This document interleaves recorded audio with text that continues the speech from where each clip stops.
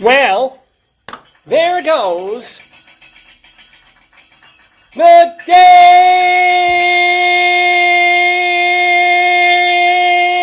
Daverhood. Good morning, everybody. Welcome. Welcome on this August 9th. Oh, we got the sloths are flying already. This is amazing. Ladies and gentlemen, we have a sloth for you. Here we go. We're going to see if this sticks. No, this one won't stick, but we're going to try it. Here we go. Nope. This one, possibly. This one will probably stick to the wall. There we go. This one, probably. Wait, I think it will. Yes! Here we go. Another sticky sloth. Yes! Oh, and another sticky sloth. These are good. And then one more. You get them so close. I know, right? And then, okay, hold on. I can't. Oh no. Oh, sadness. This one will stick. Here we go. Oh, he's up there. Oh, hold it. I can't reach it. Matango, hold on. Here we go. We just have three more. This is Dave's Gone By the way, in case we're wondering. In case this could be anything else in the whole universe. Have a new package of sloths if you want to open them. This won't. Okay, here we go. This might. All right. Wish me a good one. Get them all the way over there. No, I'm not. But oh, wow. Yes, look. Ooh, that worked out well. This one, all right. See if I can get him more towards there. No! I keep hitting the same exact spot. I'm useless. My God. And you can say, in terms of my sports ability, my athletic aptitude. I'm Dave Lefkowitz, by the way. That's my darling and adorable wife. And thank you for coming with us on this August 9th, 2025, for the 994th episode of the Dave's Gone By Show. So my physical aptitude was proven minimal again just last night, because we went to earlier in the week. Look. Oh. What the heck? They're just. Look at. There, yeah. What? Sloths are supposed to be slow and lazy, but these guys. Yeah, look at that one. They must have had some Red Bull. Look at that one, look. Oh, there we go. No. Oh. Wow. What did you give them, caffeine? I did, yeah. Look at that, David. They're supposed to go slow. Yeah, this is. I've never seen them like You know what? They're not from America. They've heard ICE is in the neighborhood. Oh, no. And they're trying to escape as quickly as possible. No. Oh, there he goes. There he goes. David, have you ever seen them? No, this is nuts. We've never seen them. Well, because the more we use them, the more they lose their stick, the faster but they. Shouldn't be. They should. But. There we go. Wow. Maybe the ice cream truck music livened them up. Maybe they like ice cream. Here we go.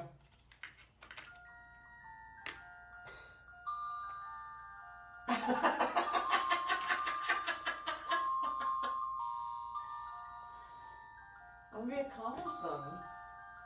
You know, some people watch movies on Netflix or Hulu, and some people go and see like multi-million-dollar Broadway shows. You're watching this, so, and I'm creating this, but with the help of my darling and adorable wife. But here's the deal. So, was never picked first or second or fifth for gym class when we play. Anything from touch football to soccer to it's just not my aptitude. I'm a pretty fast runner comparatively, but other than that, useless. So I found out again last night because a week ago we went to a couple of garage sales and both of them had used cornhole games, right? Because when we go into places like Marshalls and Home Goods and things. They have cornhole games in season. You can buy them. It's like $40, and you get a set. It's a wooden board. If you don't know cornhole, get yourself some lube and try it out. Now, if you don't know cornhole, it's got a wooden plank, right? That's kind of elevated on one side, and the hole in it, and then you have these heavy bean bags. What we need? Your phone. It has these heavy bean bags, and you toss the bean bag into, you stand fairly far away from it and you try and get it in the hole.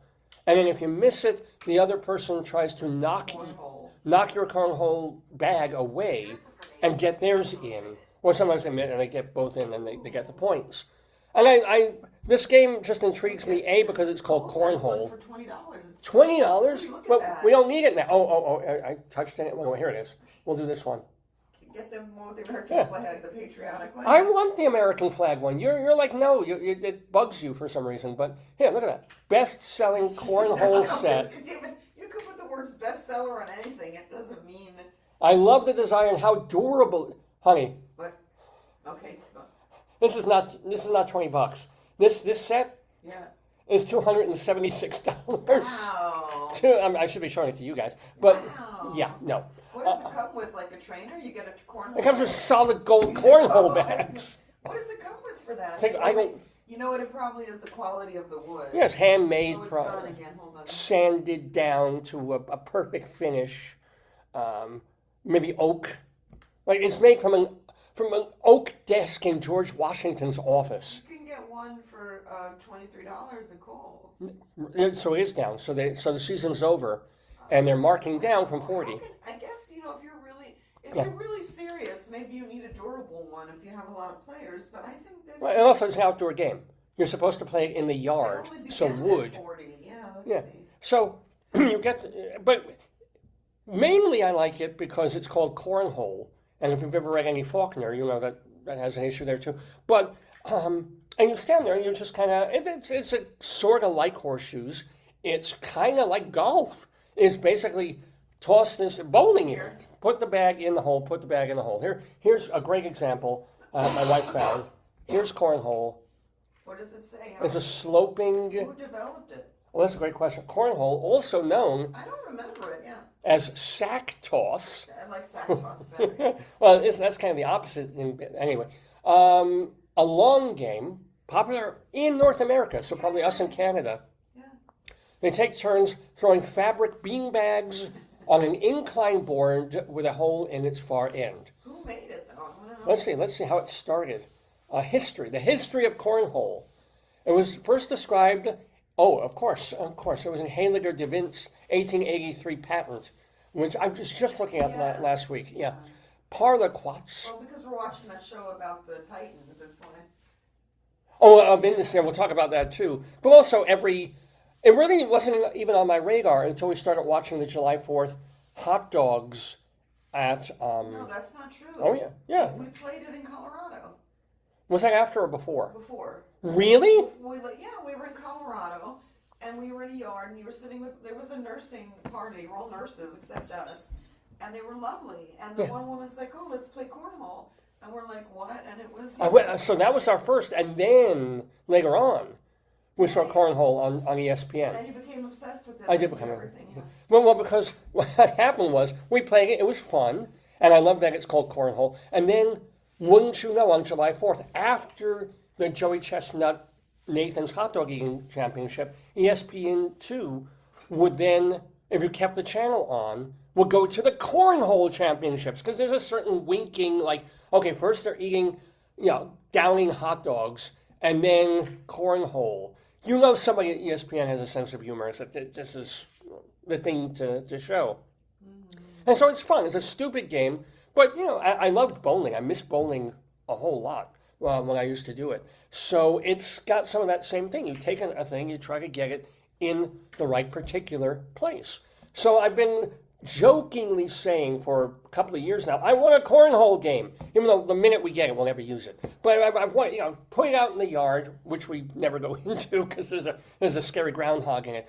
So we'll put it out in the yard, and we just stand there and pitch the bags to it. But I don't want to pay $40 for the thing that I'll probably use once a season. But I like the idea. Okay? And then finally this week, my wife's, because we see them and they're still available at all these stores we shop in, but they haven't been discounted. They're still $40, right? So she's like, you know what, Dave, I will make you a cornhole set. I will, and I was reading before, just so you know, it was called quats, or quois, similar to horseshoes.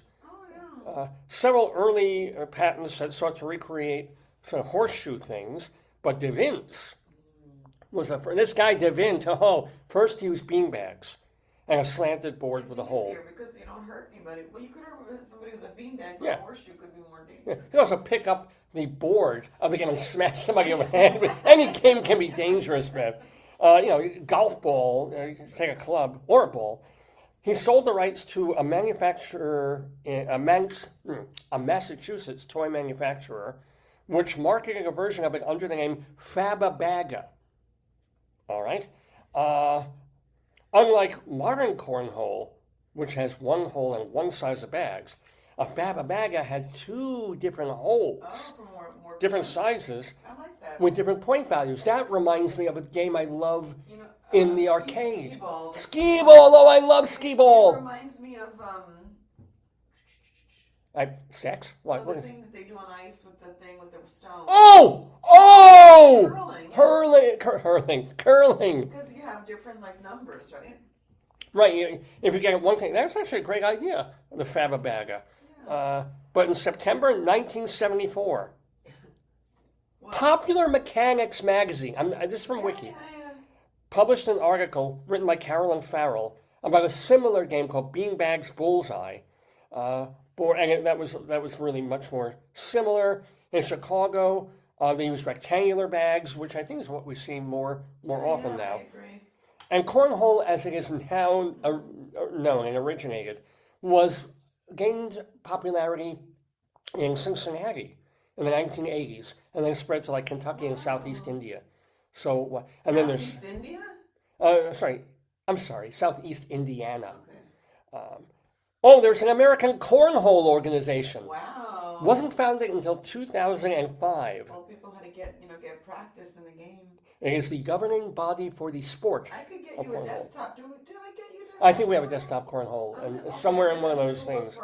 But this is more important. This is the. I'm listening. Well, no, I want you to see your magnificent. I don't think it's that important, but No, I think it's very important. So my wife says, look, we don't necessarily want to spend $40 for this thing, or you don't, and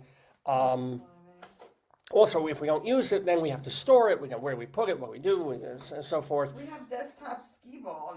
We have desktop cornhole. We do have desktop cornhole. You're bringing over, but I don't want to toss it. I'm afraid it'll break.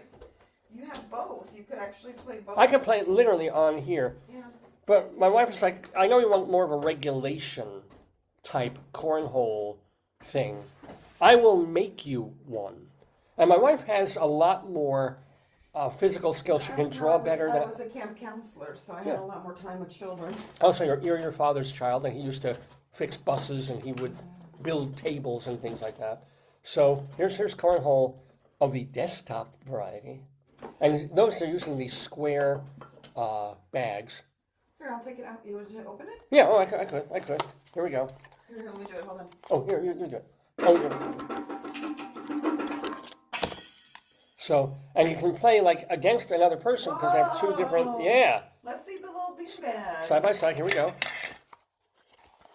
And then see they're cute. They're different colors. They're adorable. Look. Yeah, two teams. You have side by side. You do two teams. Compare that to the ski shooting, skee ball. Well, skee ball will be balls, I assume.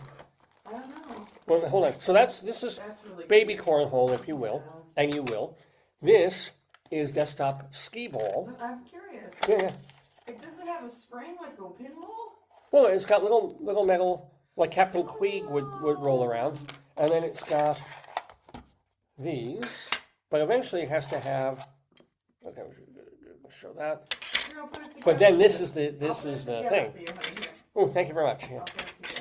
So here's this. I'll keep the balls with me, This is really cute. as any husband has tried to do. So, so we have skee ball desktop, but my wife is like, I know you're not really necessarily going to play the desktop cornhole that often. You want something more regulation, and something we can play together, have fun with. Can you give me the book so I can see it?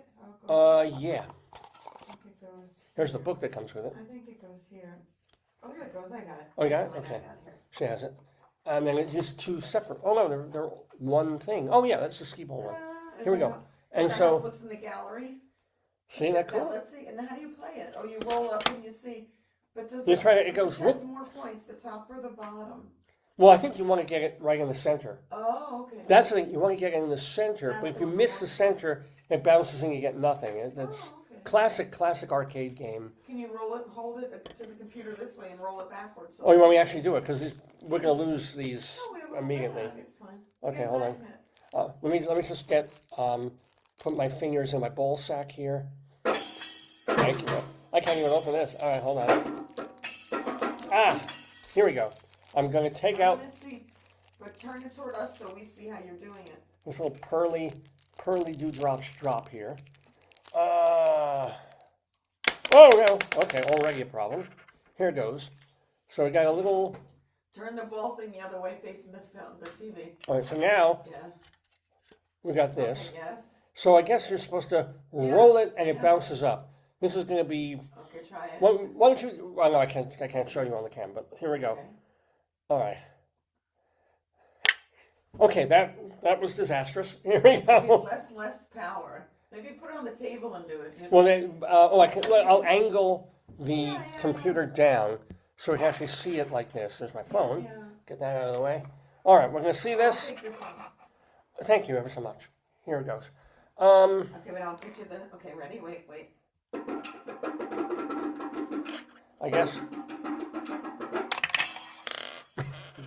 That's a mulligan. Again, I get a do-over. Okay, so why don't you stop that and try playing the cornhole? When we read the book and see how to do this. Let's try the cornhole. Yeah. Try the cornhole. The hell with it! Okay, I'm done. All right, let's try some cornhole. Did I mention that I have no athletic ability, my friends? So here go. Okay, airmail is a bag that doesn't bounce, goes right in the hole. Backdoor jumper, dirty roll-up is a bag that goes over the top. Backstop lands on the hole, like blocker, busting, confusion. Oh, I like that. Yeah, when they can't agree. All right, here we go. Here's Okay, the cornhole. You should be like red. Do the red as you're lucky, right? Sure. I gotta get the bowl.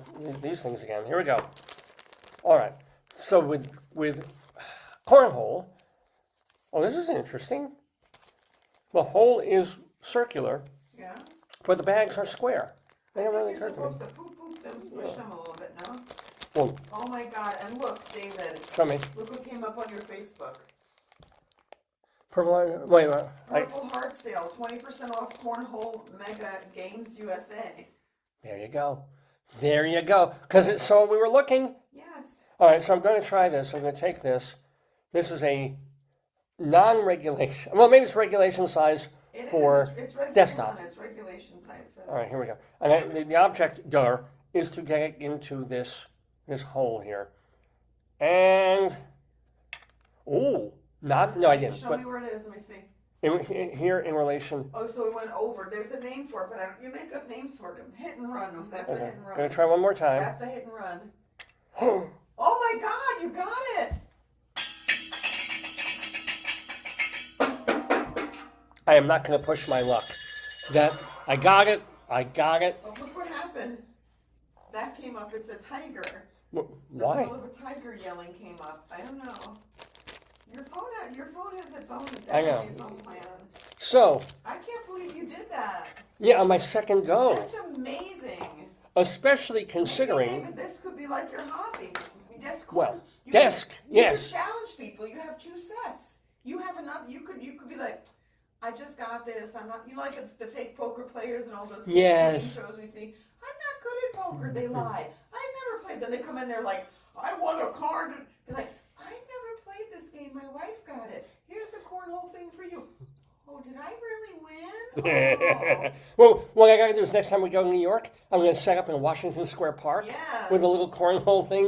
And it's just like, anybody want to play? I'm just learning it. Yes. I think that's great. I think that'd be good for you. Good on you. Thank you. Especially because last night, amazing. I tried to prove my skill because my wife tried to design. I did. Didn't have a cornhole. Well, not yet. But here's the deal. We were like, you know what? Let's not buy a regulation cornhole set. Even when we saw them at the yard sales, where they're like $20. And there was one I thought it was really pretty with red, white, and blue. But the name of the store, David. That's okay. Right. Actually, you can't even. I could color it. Let me get a marker. All right, yeah, I'll Where's the show. markers? Oh, those markers probably won't cover this. Yeah, well. Yeah, you think they're dark enough? Well, I'm gonna. Just get one of the heavy black markers. I gotta do a touch-up. So we were shopping at our usual food place where we grab semi-organic and vegetables and fruits and things like that. And he says, you know what? I will make you. I will design for you. Oh, there's that. A cornhole game. So we don't have to buy it. We don't have to store it somewhere. I will give you a perfectly doable, usable cornhole game. Not only that, it's a game that you can play indoors as easily. It's more for indoors than for outdoors. And it's not quite regulation, but the idea, a board with a hole in it, you throw things in the middle of it, which is what I did on my honeymoon. But no, that's all you need. That is all you need. So, ladies and gentlemen, my wife, who has absolutely no free time, no spare time in her life, took about like half an hour of her life a day or two or three ago to design Here we go. a cornhole board, cornhole game for yours truly, by going to this market that we go to and coloring in. Look how beautiful that. This was all uncolored in. She did all this with with markers and stuff. USDA fresh, right? I thought it was such a pretty picture. Yeah. Yeah, look at that, and it's got tomatoes on there somewhere. It looks like a. I colored in the name of the store, but it looks like a little cyclone. I know, yeah. This wasn't there in originally. This is just the name of the store that she blotted out. But look at it, Lanchester Farm Fresh Co-op. How So beautiful the beets look. That looks like beet color, right? yeah, it's beautiful, and I love the green of the leaves Yeah, there. that's just Just wonderful. So last night I started practicing. What's going to happen is she's going to cut a hole where the hand We're looking is. for regulation size, but we just gave that up. Well, the thing is, regulation would be a problem because this is about half the size of a regulation board. So we can decrease the size of Yeah, it. and we're going to be using rolled up socks. It's inside. You can show Oh it. yeah. I didn't realize that. Okay.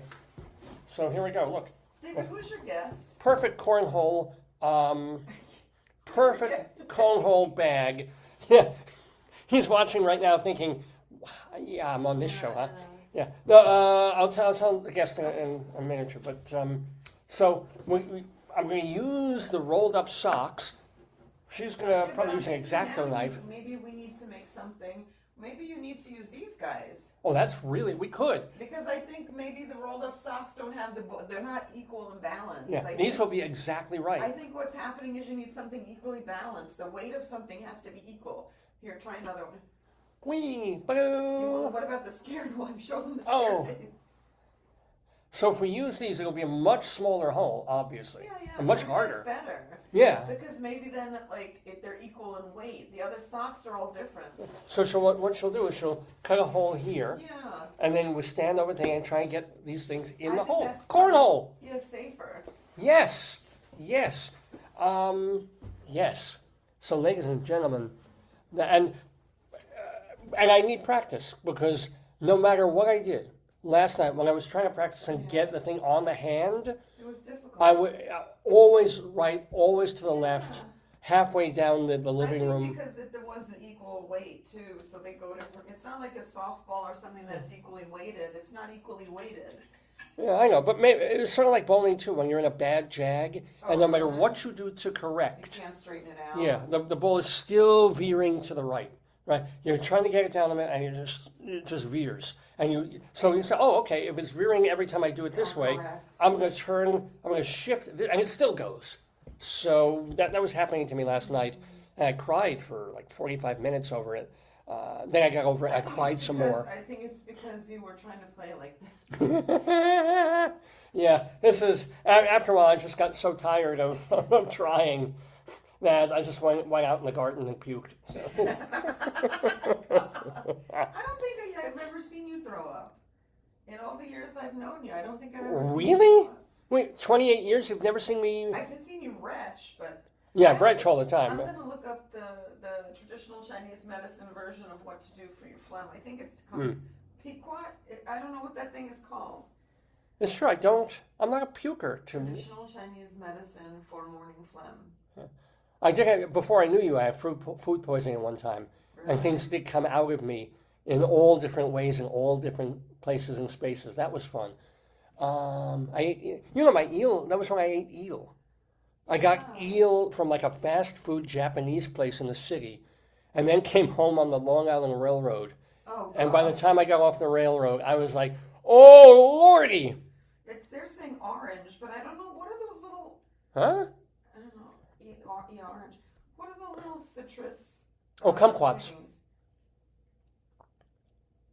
Every type of citrus. Yes! That's what she said to eat. It's supposed to help with phlegm. Oh, folks. Months ago, I was doing a bit on this program called My Old Phlegm, which was, what was happening was if I was getting up later, sometimes me being a 60-plus-year-old man, I would have phlegm in the morning. I'm turning into an old Jewish man, so the phlegm, and I'd be talking, and I hadn't talked much before the show began. What do you think? So it starts bringing up like, and what I would do to make comedy out of a horrible, disgusting thing that old men do was I would bring up the phlegm and then share it with you and read it like tea leaves. I still love that. But I haven't done it in a while. Haven't had that much phlegm in a while. This morning, though, oh my God, it came at me about half an hour ago. You okay? And I was like, I was thinking of you, my beloved viewers. I was like, do I hawk this into the toilet? Or do I grab a paper towel and save it and share it with you? I opted for toilet. I was a little selfish on that. If it happens again, I think I'll bring back my old phlegm because this morning was spectacular. This morning, I don't know what it was. I haven't been having that much dairy. I don't know what's causing that much in my bronchi, or whether it's my Denver bronchi or any other. So I don't know, but be on the lookout in upcoming shows for more of My Old Phlegm, because I do miss that segment, and it's certainly, I don't miss my phlegm. I see it every morning. Anywho, you're watching the 994th episode of the Dave's Gone By Facebookio Podcastio Programmio of the Stream with me, Dave Lefkowitz, my darling and adorable wife, all of you watching at home. Remember that our archives and all the information that you will ever need about this program is available at davesgoneby.com. DAVSGONEBY. Dave's Gone By. You just mentioned bowling, and you just got a thing for bowling. You didn't search for bowling. You got a bowling thing. That is just... There's a bowling party tomorrow. It wants you to go. Our phones are listening to us. I swear to you. Well, remember a few years ago when people were afraid to buy smart TVs? And why is Kohl's giving you this suit? Oh, I was looking for... Oh, are you really? Show. People can't see if I don't show them. But... okay, I understand why I brought up bowling, because we were talking about bowling. Were you ever searching for a rainbow dress suit for work? Yeah, I have no intentions of turning into Randy Rainbow. I just none at all. So weird. What was I? But remember when you were afraid to buy smart TVs because suddenly it knew everything. It would remember what you were watching and then report back to like the CIA if you were on like Cinemax or something. And so it's like, I don't want my TV knowing that much about my viewing habits, and it probably has my credit card, and it has... Well, they do know you because they're giving you a free burrito at oh, hello. August 18th. That's not now. Oh, yeah, save that. I'll take free food. But now your phone, it's sort of like, doesn't matter. I won't be searching for anything. I won't literally be putting in or typing in. I mean, here we were talking about bowling, and then my Facebook or the feed brings up bowling. And all we were doing was conversing about it. And there's bowling. So, all right. I just want to talk a little bit about hot naked supermodels. Hot naked supermodels. Oh, no. No? Not got an ad for, No. before chemotherapy. You got a chemotherapy ad. That's hot, maybe hot. The word hot. At my age, if I was with a supermodel, I need chemotherapy. No, okay, all right, fine. On sale for a show, iconic. Well, maybe you have to reload. Maybe they'll bring up hot, naked, Jewish supermodel. Okay. Let's try that. Okay. Yeah? You got a picture of Roswell. No, that has nothing to do with anything. Maybe it's not understanding me. Maybe they're AI. Yeah. Oh, here you go. This is a fun day Sunday. I'll take that. It's showing like ice cream sundaes and everything. That's close. At my age, that is close to as I'll get to a supermodel. So yes. Anything close? No, there's a lot of. You got buy one get one free burger. You got a lot of food ads. I don't know what's going on there, but. I mean, I guess it's also something I would eat, but. You're bowling. Maybe there's a blocker on there. Maybe it says hot semi-naked supermodel. Anything? No, you're getting anniversary pictures from couples. Okay, well, unless this is what you're looking for. Oh, there we go. There we go. I don't even. Wow. Okay, there's that. That's what you wanted. That's what came up. Yeah. Well, it's got the hair. Yeah. I hope that's not. Is that? Oh, tell me that wasn't. Bill Whedon. Oh, okay, good. Because we lost a friend of the Daverhood this weekend. I don't think that was a picture of him. I hope. I mean, not a bad-looking fella, but not what I would want coming up on my phone is if I was looking for a hot, semi-naked supermodel. Doesn't even have a supermodel. Hot, naked, moderately decent model. And of course, yes. And of course, this is what Rabbi Sol, he looks for, the Shabbat Shalom. And of course, it is Saturday, it is Shabbos. Here's our Jewish space laser. There we go. All right, so davesgoneby.com is our official website. It is the place where you can watch all of the programs or listen to the ones that were on terrestrial radio. But, because we didn't go to video until 2019. But yeah, every episode, davesgoneby.com, from any era, you can just click, listen, or download. Also, we have a separate. Just got an update from one of your Facebook people. Mm-hmm. Flu shots are available at CVS. Great. Yes. You might want to wait till September. Nonetheless, they have them, just so you know. All right. Well, I guess it's relative to cornhole because you're putting something into a hole. I don't. And relative to what I do to a supermodel, but I don't know what the heck is going on. I don't know. Anywho, so we have a separate archive of all the interviews that we've done on the program. All there at davesgoneby.com. We also take our archives and put them on archive.org. We have a channel there, the Dave's Gone By channel, archive.org. It's the same material. It's just if one site goes down, you can go to the other one.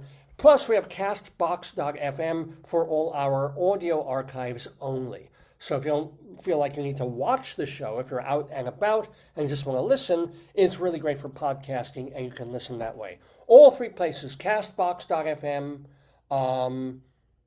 archive.org, and of course davesgoneby.com, plus our Facebook page, Dave's Gone By, plus our Instagram page, plus our Twitter feed, Radio Dave 2. It's all there. Really, you get pretty much everything at davesgoneby.com and this Facebook page. So check them out. Okay, so what is going to be on this episode of the program? Yeah, well, we're calling this episode... What is that? Oh, more cornhole! You like cornhole with the flag. They're giving you military themes. This is now Marine cornhole. Marine cornhole. Yeah, they have all different logos of all the different... I think you come out of that bleeding or something. It's just... would not necessarily do that. Underwater cornhole. Yeah, what an idea. You could do it with the puffer fish. It'd be great exercise. Mm-hmm. You'd have the current resistance against you. You couldn't really throw very far. But I bet a really strong person could go like a foot or two. And then, whoa. Well, there's another million ideas. Honey, dial up the people at Shark Tank. Tell them I have the idea of the century. It's too late. You already said it. Oh, right. We have to design it and patent it first. So I'm going to have to take a couple of hours this afternoon and work on that.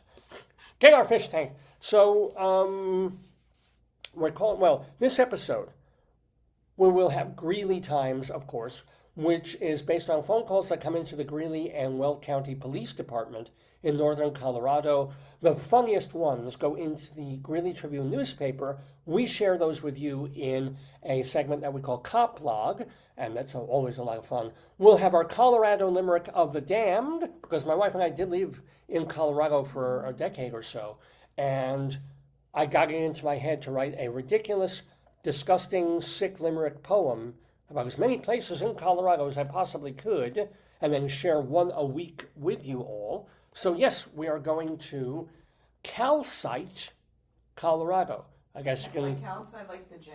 Yeah, it's a mining town. Calcite, Colorado. That's probably what they found there. Exactly. So it's a ghost town now. We'll tell you a little bit about Calcite, but then I will read our Limerick of the Damned about Calcite. Aren't you lucky you tuned in today? And then, oh boy, now comes the real, the showpieces, the centerpieces of this episode. Rabbi Sol Solomon will be with us. The one, the only, the Jewish Rabbi Sol Solomon. He has count them two. No, I'll wait. You count them. 1 plus 1 is 2. He will be doing 2 segments on this episode of the show, just as he did last week. First of all, he will continue with the thrilling saga of one of the great books of the 20th century. Yes. Where is it? Wait. Da, da, What happened on yours? Give me the white thing I gave you. Here we go. The noisemaker. No, the white noisemaker. This thing, yeah. Oh, the other one's broken. We only have that one? Oh. Yeah, our battery situation. Oh. That's for your Spock one. Spock Messiah, a Star Trek novel by Theodore R. Cogswell and Charles A. Spano, Jr. Rabbi Sol read a few pages from the book last week, and he'll do a few more from chapter 1 of this very important piece of literature. It didn't quite make the Talmud or the Apocrypha of the Bible, even though it's got Messiah in it. And even though, of course, Leonard Nimoy was Was it Leonard Nimoy? No. The authors, it's got nothing to do. It's people hired to write books like this. But even though Nimoy is Jewish, the Messiah has nothing to do with him or the Lubavitcher Rebbe. So, what is it then? Well, I guess it has to do with something involving Dr. Spock, Mr. Spock. Not the baby guy. Maybe he probably got an honorary degree somewhere. I'm guessing, probably math or Vulcan technology or something. So he will read the continuing saga of Spock Messiah. Listen, where did we stop last time? I should have put a thing here. We went pretty far in this, or did we? There was a natural stopping point, but it wasn't the end of. Recap it too, There's no harm in it. Yeah, I think we stopped on page 9 here. So he will continue at least finishing the first chapter of Spock Messiah on our Storytime segment on Dave's Gone By. But more importantly, Rabbi Sol will be having a chat, a delightful, lively chat with a comedy writer, also a playwright, a serious playwright, as well as a comic playwright, a fellow named Henry Naylor. Now, Henry Naylor, you're going to love his accent too. He's a Brit. As a matter of fact, he got started writing for the kinds of shows I was watching on public TV, and then on to like BritBox and places like that. Shows like Alas, Smith and Jones, which brought us Mel Smith and late Mel Smith and Griff Rhys Jones doing comedy sketches. He wrote for a very major foundational comedy program in England called Spitting Image. What is that? Where they would, and this ran for almost a decade, Spitting Image, they would have puppets and make fun of all the politicians of the day. They would design puppets to look like Queen Elizabeth and like, oh my God, who? Oh, I remember that. Yeah. Tony Blair and Satire. They did Reagan and Nancy Reagan. Yes. That with the teddy bear underwater. That was a famous one. Right? Yeah, he was one of the early and continuing writers on Spitting Image. Did he make the puppets? He didn't make the puppets. He wrote for the puppets. He didn't make the puppets? He did not make the puppets. He should have made the puppets. You should have made the puppets, because remember you made the wonderful... Yeah, you had one puppet that you got ruined, so we can't. That's called my penis. But so he wrote for that. He wrote for a bunch of other British programs, and then kind of got out of television, and amazingly enough, chose a much more lucrative and safe profession, playwriting. And he's just been writing every year or so. He's got a play, and he's been to the Edinburgh Fringe Festival 22 times. Year after year after year, with a different play. I don't know if sometimes he acts, sometimes a one-man show, sometimes not. He has a play in the Edinburgh Fringe, and it's built up his name. He has just won a Fringe First Award for the play that he's doing right now in Edinburgh. In fact, that's where Rabbi Sol Zoomed with him. Sol was not in Edinburgh. He's afraid of birds. Really? I don't know what, yeah, he is. He won't go into like a cockle bush because he's afraid of getting things on his talus. So they have a lovely discussion about Naylor's current play called Monstering the Rocket Man.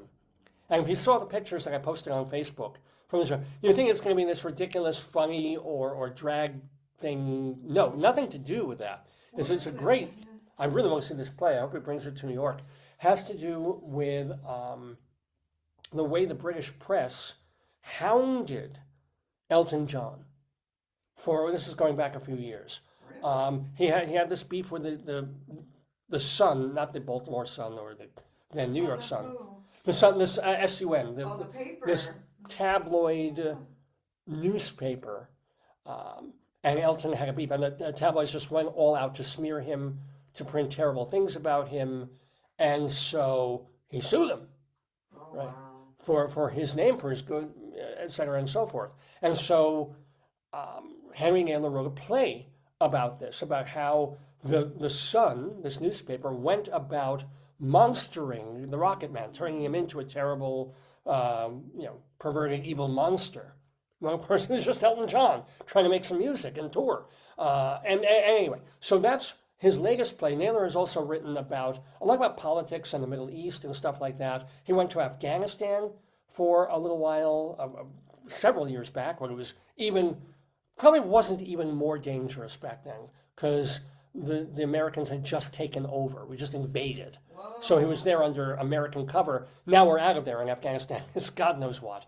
But anywho, obviously Henry Naylor has a lot of stories to tell and to share. And he will share them with the one, the only, the Jewish Rabbi Sol Solomon, just a little bit later in this program. So you do not want to go anywhere. You do not want to change your computer dial. You don't. You want to stay here for all the stuff that we're going to be doing for the rest of this marvelous 994th episode of the program that we're calling Naylor Made. Okay, Naylor Made? No? Cute. No, thank you. Thank you. I got a cute from... I'm getting some ads about... You're getting laid? What? No, you're getting some ads about more... More cornhole? Yeah. Yeah, the more you look at cornhole, the more it's going to bring up cornhole. You also got someone saying the Bet's Nuts Bowl Soup this side of the Atlantic. I mean, you're getting like... See, there's no reason I should be getting Jewish stuff. Oh, is that scary? I was talking about Rabbi Sol Solomon, verbalizing. And suddenly my phone is bringing up an ad for matzo ball soup. Right? And Juliana Hatfield sings songs by the Police. That's interesting. Wait, are you on YouTube or are you on... No, I'm on your Facebook. Oh, she's probably a friend. Juliana Hatfield, a friend of the Daverhood, a wonderful singer-songwriter. And now she's covering songs by the Police, which could be pretty interesting. But any semi-nude supermodels on my Facebook feed yet? No. Maybe I need to pronounce it phonetically. Okay. Semi-nude supermodels. Now, Got reload. a picture of broken flower. What is what? I don't know, and a pizza. Oh, pizza I could go for. That was okay. If you're not giving me naked women, at least give me food. That will work. And then there's... Groucho sings Dylan? No! Is that Frank Ferrante? I don't know what that is. I don't understand anything. Sometimes I think I'm having a seizure or a stroke when I read your Facebook. This is, and this, by the way, is from the feed of Stevie GB, who is a comedian friend of the Daverhood. He's been on the show a few years ago. But I don't think that is Stevie GB. I don't think that's Frank Ferrante either. I don't know what It's just, there's nothing to click. There's not, No. It just says, Groucho sings Dylan. Tell them about the show you're watching. I'm walking No, the show. through streets that are dead. The show you're watching. Well, yeah, why don't you set that up? Why don't you tell No, them? you say it. It's your thing. All right. So one of the things is, for the past year or about a year ago, I was teaching not just English, but I was teaching film classes at a local university, which shall remain nameless. And they, one of my classes was foundational introduction to film, right? And one of the things that you had to teach was the growth of the film industry. Not just film as an art, but film as a business and commerce too, and the way it changed America and America changed it. So some of it was about the great producers, the great moguls, the theater makers who created the studios, right? Not just people running around with little cameras, but who said, okay, to make films, we need the stock, we need the projectors, we need the spaces, we need the sets, and we need distribution, and we need all this. So it's people like, Carl Laemmle and Jesse Lasky and the Warner Brothers and Metro Goldwyn Mayer. Well, there's nobody named Metro, but Samuel Goldwyn and Louis Mayer and Mary Pickford, all these important people, and the folks who formed United Artists, which was Pickford, Chaplin, Fairbanks, and one other person. Who's? Oh, that's so. And wouldn't you know, on Netflix right now is a docu-series, I guess you would call it, called The Titans. I wish it were on like a year and a half ago. I would have told my kids, go, if you have Netflix, go watch it, because it was telling the story better than I could. Of the people, not who first created silent movies in the very beginning, but once you hit like the 1908-09 era, where it was established that there were movies and you could start projecting them as opposed to little Nickelodeons. Who were the people who were it and in it to win it, and also in it to crush each other? And of course, I talk about the Edison Trust, which was this thing of Thomas Edison and his motion picture patent company, which was out there to destroy any competition. If you're using an Edison projector without our licensing fee, if you're using film stock, that's our film stock. If you're making a movie. But then what happened? That's what you said. Well, first Edison, and this is true. This was before we was watching the documentary. Edison was an asshole. Edison would send thugs to do his dirty work and smash up studios, and sometimes beat some people up for breaking, because he also had the law on his side. Of like, well, no, you cannot shoot a film in the continental United States without paying us a fee, because we have the right to do that. Look, it's the law. And then ultimately it was Laemmle, I guess, Fox, who brought an antitrust suit. William Fox, who founded Fox Studios, who brought an antitrust suit against Edison and crushed the trust that had been operational and this steel-fingered monopoly for about 4 or 5 years. So, we started watching this documentary about these titans of industry on Netflix, and it was very unexpected. I like it a lot. I wonder if people who aren't into film are that interested, because I thought it was going to be like a typical docu-series while they tell the story. Really, it's more like it's more narrated. Little scenes are kind of acted out, but it's almost like a textbook brought to life of the era, which I like a lot.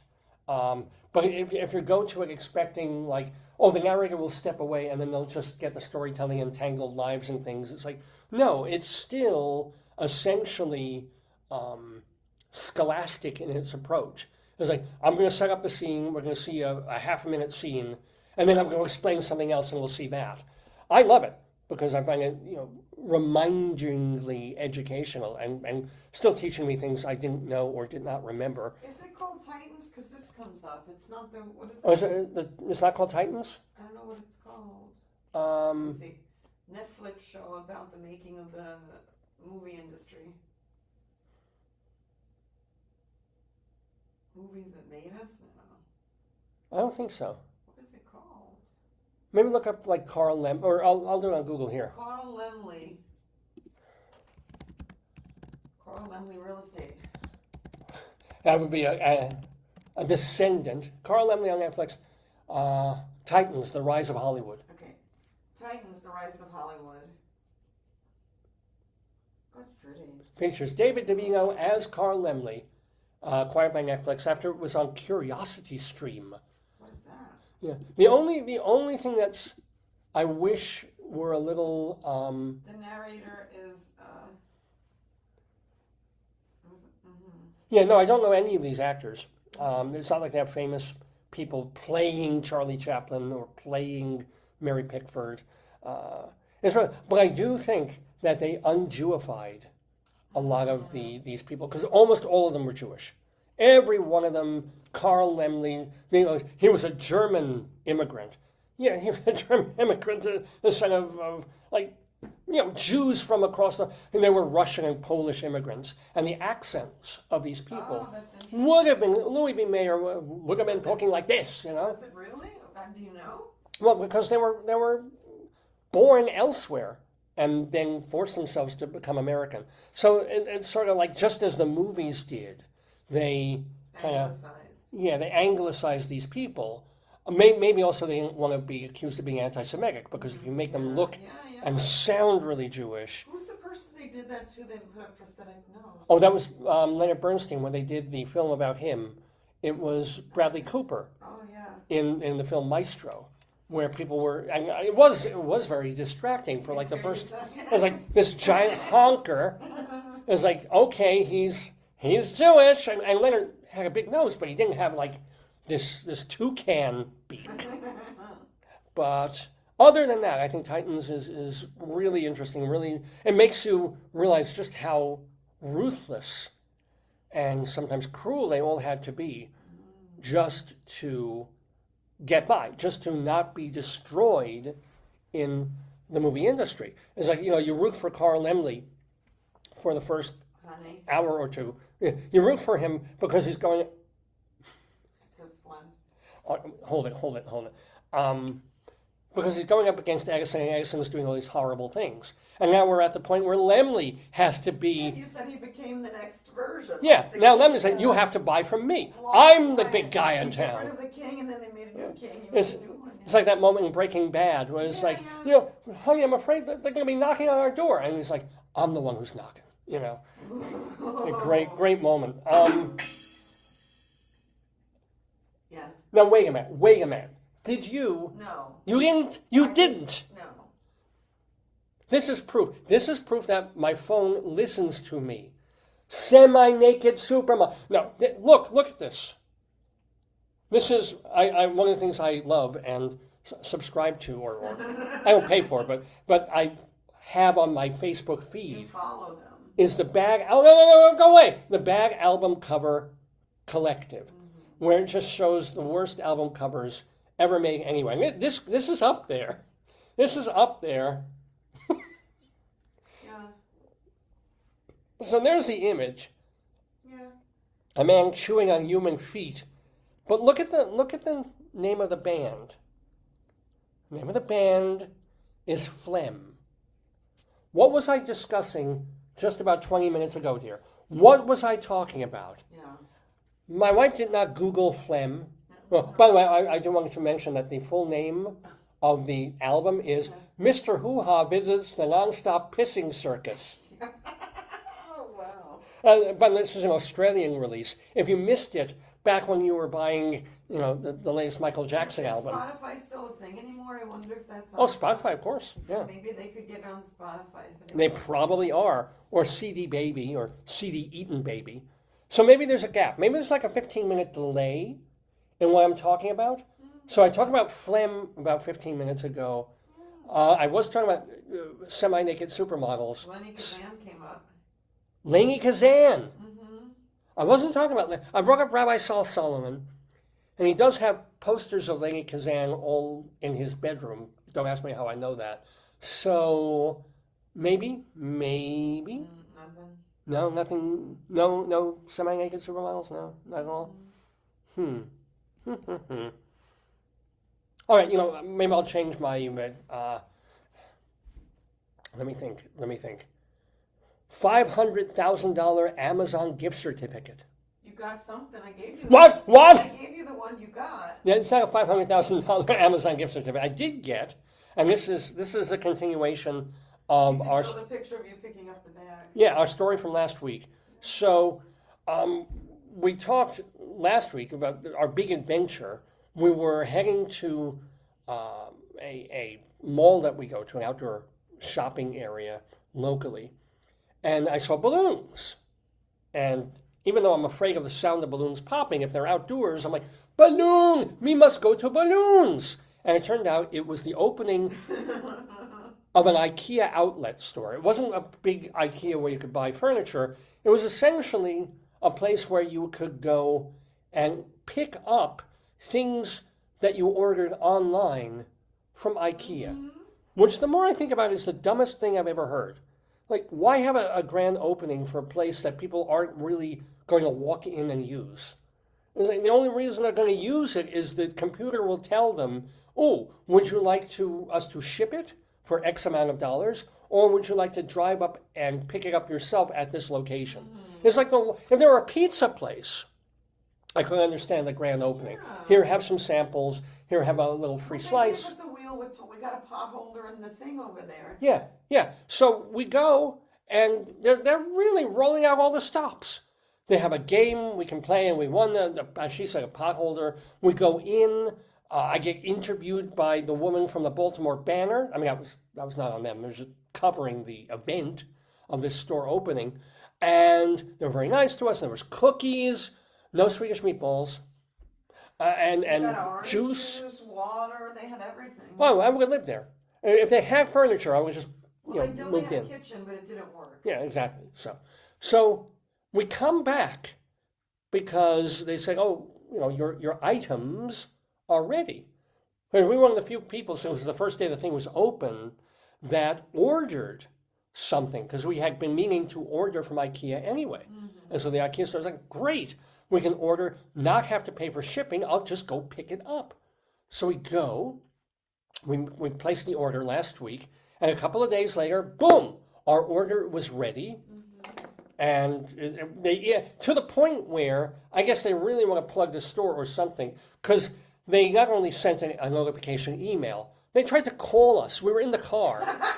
But the weird part is they called us in the car. How they knew we were like 5 minutes away was freaky. Because our phone told them. I mean, the phone call was like, hey, we're nearby. Did you think they put a low jack or something on you? I wonder. Look, this is me at Ikea 2 days ago, picking up our order. I'm looking to see, like, what should we get from them? And what was nice was they said, oh, because you were there on that first day and you were like one of the very, very first people to use us to pick up, they gave, now I don't know, oh, it's here. They gave us like a gift certificate, like a $25 Ikea gift certificate just for being you. So all I can say is nice things about Ikea. They gave us a gift certificate when we walked in the first time to buy the thing I was picking up. Maybe we buy something else, they'll give us a $50 gift certificate. We'll just keep buying it, upping the ante. Like $12,000 gift certificate from Ikea, and if you buy $13,000 worth of furnishings, okay, we'll do it. So thank you. That was a very happy experience with Ikea. And we're going to buy something, something for probably $30 to $50 and use this coupon And Oh, we wanted to get a mirror, right? For the yes, we'll measure. Yeah. We'll measure the room, and we can do it. Because every time, obviously, the way I look in the mirror, it breaks. So we keep having to replace them. True. You're a handsome man. You're very good looking. Thank you. And here you go. Wait.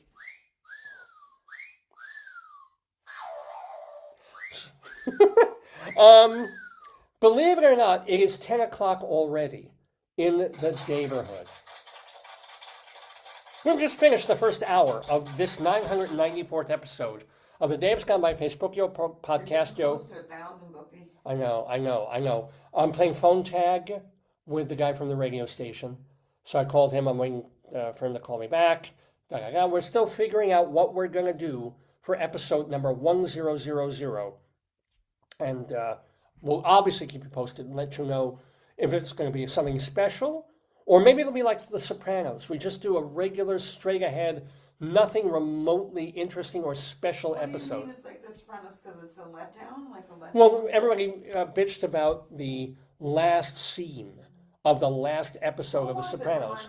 I didn't watch the show, but it was like not with a bang, but yeah, it was the family around the dinner table just having a conversation to end. Kind of ended where it started, and people were like, "We've invested, 7 seasons of this. So they wanted like There have been murders, and Tony did this, and she did that, and that, and that, and then suddenly it's like, oh, and then it stopped." As opposed to Seinfeld, that people felt went over the line and had a compilation clip finale where they're all in jail, and they thought, well, that's kind of stupid. They all were in jail. How come? They all got arrested for something, and then they were hoping people would help them get them out, and then everybody comes and remembers how awful they were. Oh, God. It's a great idea, actually. Yeah. It's Larry David. Yeah. Very, very much. I mean, David was probably barely involved at that point. Well, maybe not. But, it's hard to have that balance. I think one of the best ones I ever saw was for 6 Feet Under.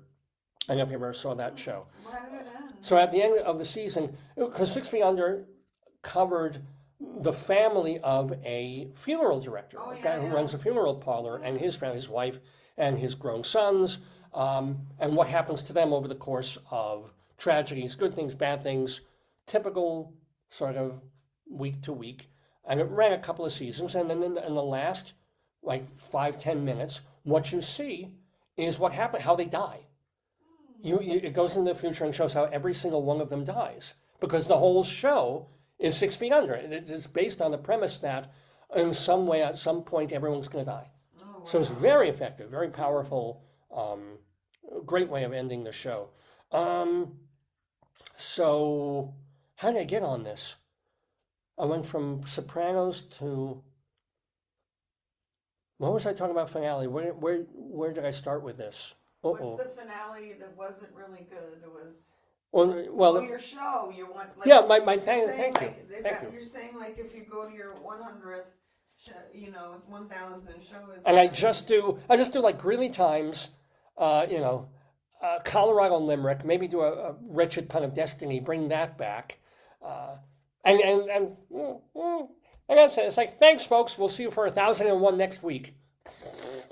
I don't know. That's really not who you are as a person, honey. No. I need.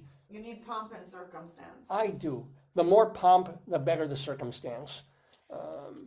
You like more fun stuffers. I do. So we got fun stuff on this. You have your 1,000 show where you don't appear, and it's just the guests. You just do guests, right? So you're absent.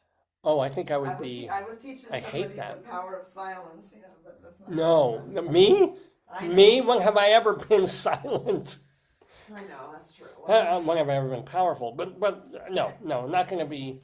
No, that will not happen. Okay. I can be on camera and sit and watch and react to people telling me how wonderful I am. This I can do. And just nod and go. Yes, of course. Do the heart thing. Oh. It's like, love you too. Yeah. Oh, you should do that. You could make a little meme. You could put a meme up of that, Thank you. Yes, or let me just try this one more time. Semi-naked supermodel. It doesn't matter. Oh. Where's my phone? I'm watching it here. Oh, semi-naked supermodels. Not happening. All right, anywho. We'll have Henry Naylor and Rabbi Sol Solomon in just a little bit. He'll be talking about his show at the Edinburgh Fringe Festival right now called Monstering the Rocket Man. Plus, Rabbi Sol will stay on to to read from Spock, Messiah, on Storytime. And we'll have our Colorado Limerick of the Damned, as well, of course, as Friends of the Neighborhood. Use the crayon. Show them the ones Oh, we got. yeah. This is, oh, no, these are crayon. These aren't the, I'm going to use it for the Ooh. coloring. Yeah. So when my wife and I were at the Visionary Art Museum of Baltimore, we got a mystery box from the gift shop. And among the many, many, many things, we opened it last week on the air, in the gift box were these crayons. So she's going to use them to do even more coloration of this wonderful cornhole set that she is designing for me. What, I'm not married to the best woman ever. Anywho. But while you're doing that, my dear, you are going to have to... Yellow is stuck. I beg your pardon? Sounds like my underpants. I got the yellow. Oh, she got the yellow. Don't forget, you also need that. Yep, there we go. It's happening already because it's time for Cop Log, which is based on stories that appeared in the Greeley Tribune newspaper. And they still do. It's been a column in the paper for years now. People call up the local police department in northern Colorado to say, oh my God, can you send a cop? This is happening. This weird thing is going on in the neighborhood. The funniest ones then go stripped of identifiers into the paper. We read the funniest ones from the paper in Cop Log. Greeley Times. What am I saying? Colorado, oh my goodness, what a wonderful city. Oh yeah. Greeley is a wonderful city located in northern Colorado. Yeah. 49 miles northeast of Denver. Yeah. By the way, I had a misnomer there. Cop Log is what they call it in the Tribune. We call it Greeley Times. So our first criminality comes, oh, I got it, from a clothing store on 29th Avenue, where a man and a woman were filling up trash bags with items from the store. I mean, if the clothing is that bad... No, but I think you're supposed to bring your own bag nowadays, right? I know, but if you bring like a big hefty trash bag, can you imagine filling that up and then going to the register? And it's like, here we go. Out. We had to. We were in New York like 2 weeks ago, and we had our cart, and we forgot to bring bags, so we had this wheelie cart thing. Like when I was growing up in Brooklyn, we used to have these. It was a shopping. What would you call it? Shopping cart. Yeah, a shopping cart, but not the ones you get in the store. There were these long rectangular models How does it look with like? wheels. The color? Oh, that's pretty. And you just push them, and then you push all the groceries back, but we forgot to bring bags. So we filled the shopping cart while we're shopping. Then we have to take everything out of the shopping bag and then back into the shopping bag when we were done. But anywho, we didn't use trash bags. We used, the car. All right. Ooh, we have another call. Uh-huh. Oh, I got it on the Jewish laser phone. A caller on 8th Avenue said that someone had set up a tent and an American flag and was camping near the wastewater treatment center. Well, if you're going to camp. If you're going to camp, you want to be near a creek.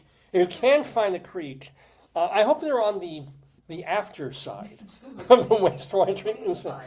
Like, if they were Polish, they'd be like, oh, we like it before it gets treated. It's good.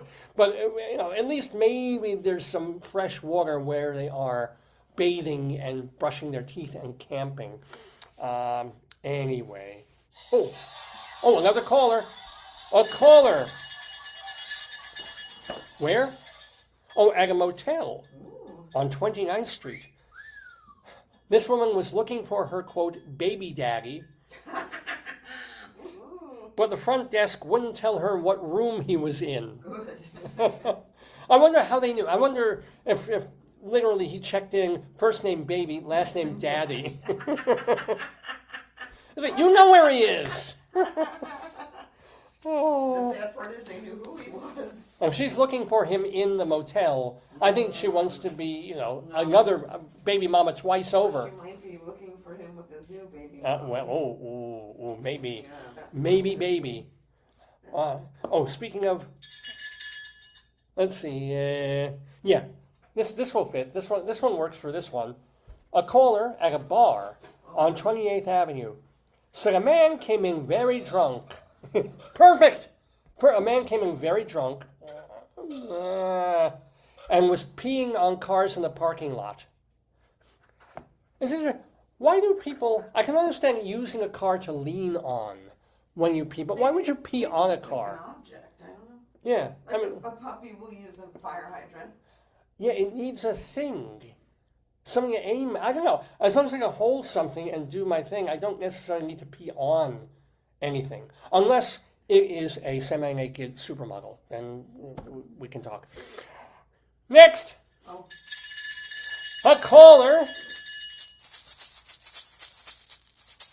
Oh, sorry, are you Amish? Oh, here you go, here. No, wait. Oh, no, they're not Amish. It's a shaker. Okay, no. Oh, we got chicken phones. Hold on. Whoa, chicken's coming. Oh, we got it. Oh, okay. Hold on. Oh, no. Oh, got it.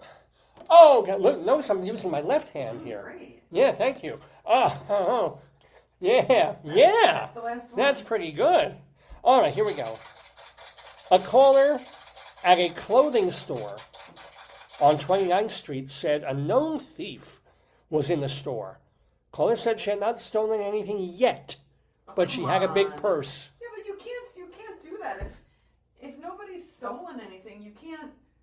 But that's what do you do? Like, if you know somebody might commit a mass murder, but they haven't killed anybody yet. That's different. Right. That's different. Like mass murder versus like stealing something in a store. I mean, I don't know. Oh, but that is the weird thing. How do you pre-arrest someone that you're pretty sure will commit? Can you ban somebody from like a store or a restaurant? I wonder if you have that right. No shirt, no shoes, no service. But can you just ban people? Because then that comes back to they could say, "Oh, well, it's because I'm really this race or that." So I don't know. I honestly don't know what. The policy. Probably under the current administration, they'd be like, "Hey, your store. If you want to throw out anybody, that's your business. Your store." What's happening? Yeah. Let's see. We have a call coming in from an unknown address. And they said 2 kids were planning to rob a car the following day. The caller refused to give any additional details. So there you have it. There you have the problem that anybody in law enforcement faces. You've got someone who's saying they're going to do something. I don't have any further details. I just have this idea. Who's doing that? I don't know. I won't get involved. What are the plans? I don't know. Where are they going to meet? I don't know. But they're going to do this. Click. And then go arrest people for a crime they haven't yet committed. Anywho. Oh. A caller. Where are you, sir? I'm on 65th Avenue. Oh no. Caller from 65th Avenue said his neighbors have, quote, a dog breeding factory. Okay.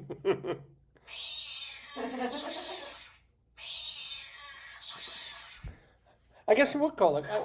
I don't know if factory is the word, but I guess it kind of would be. I would say that they were a puppy mill. That's the word. Isn't the slang puppy mill? Puppy mill, yeah. Well, maybe they're doing this with full-grown dogs. Maybe they have actually a factory, like some kind of a factory where they have a conveyor belt. Maybe it's a 3D dog factory where they create the dogs. They're not actually living dogs. They create them, but they might not have licenses. 3D printer. That could be. Oh. We have another call. A caller on 3rd Street said a man was lighting a tree on fire. Whoa! Remember? Well, you know why? Remember, you used to have the paper from Greeley where trees kill. Oh. Do you have that? So maybe that's a. You remember the trees in Greeley are pretty violent. Yeah. Yeah. So maybe he was trying to finally bring this tree down. The evil tree. This is still the greatest headline ever. Let's see, what else do we have? We have another call, I think, from... I think I'll take it on the ski ball phone. Well, be careful. This one actually worked. Look at this. This is like an old school phone. Oh, it is. That's cool. Yeah, just don't hurt yourself. Yeah. Okay. Hold on one more. Who is it? No, I was... Oh, they say hello. A 12-year-old caller. Appropriate, huh? A 12-year-old caller at an unknown address. This is genius. Tried to get his father's ex-wife deported. Is this ice? They wouldn't let me have ice cream last night. Get her. Wow. She's not from here. She's from St. Louis. You know, it's like, isn't that far enough? We have more. We have another call from... Where is it? Okay. Okay. A landscape worker from Fifth Avenue said that a resident threatened him with a pistol and asked him not to cut the grass. What? I don't understand that in one bit. Yeah, okay. A landscaper said that a resident came out, threatened him with a pistol, and said, don't cut the grass. If I were a landscaper, I would not cut the grass that day. I think I would stay away from the grass. Yeah. It's okay, sir. I wasn't really in the mood to mow today anyway. No, maybe even tomorrow. I think I'll take a 48-hour break from mowing and hedging and weeding. We're good to go. Just Colorado, it's a carry state. Let's see. A caller. Oh, I need that. What phone? Oh, the trombone phone. There it is. A caller on 42nd Avenue said a possible rabid squirrel was running around in circles, jumping around and acting aggressive. Yeah, we would know about rodents in the yard acting like Oh, crazy. you still hate Fiddle Faddle. She hates the groundhog that we have, who is, I admit, there are times now where he's getting a bit closer to the house. We have a backyard. We have a pretty nice-sized backyard. And for a while, he'd be near our shed and then towards the back and middle area.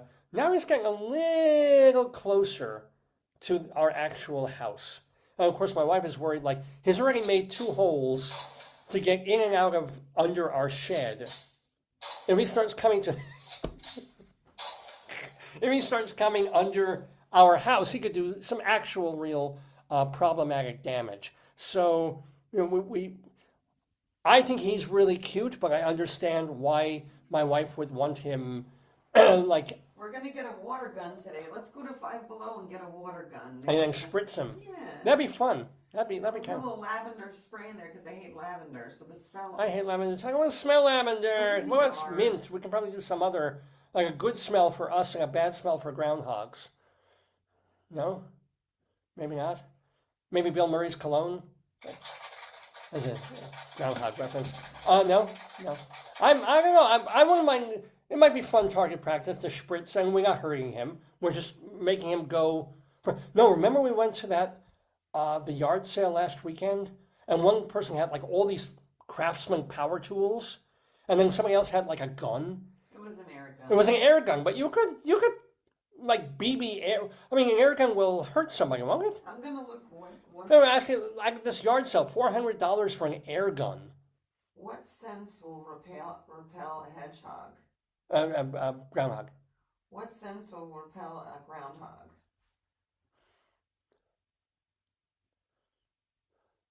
Oh, here we go. I'm Okay. gonna make a mixture. Groundhog. Oh, all right. Look. We'll put it in the gun, and then we'll just spray the spray. Certain pungent plants, some effective scents, Yes. if you're sensible, include garlic. I'll smell garlic all day. Let's spray them with garlic. Cayenne pepper. Oh, and predator urine. Maybe that's what the guy was doing by the car. Maybe he was dead. Yeah. So, What else? well, we could follow one of our foxes around. Wait till You he can buy piddles. artificial predator urine.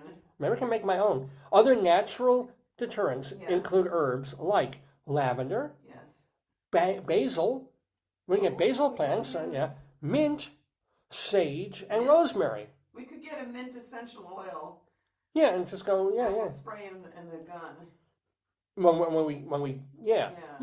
Water gun with a little mint essential. Because the problem, what I'm afraid of is if we go by the shed and we cover that with mint or basil or rosemary, then he won't want to go in the shed. He'll need a new home. And I don't want that new home to be under our home. I'm happy. If he wants to stay under our shed, let him gain. He'll live another year or two and then he'll go away.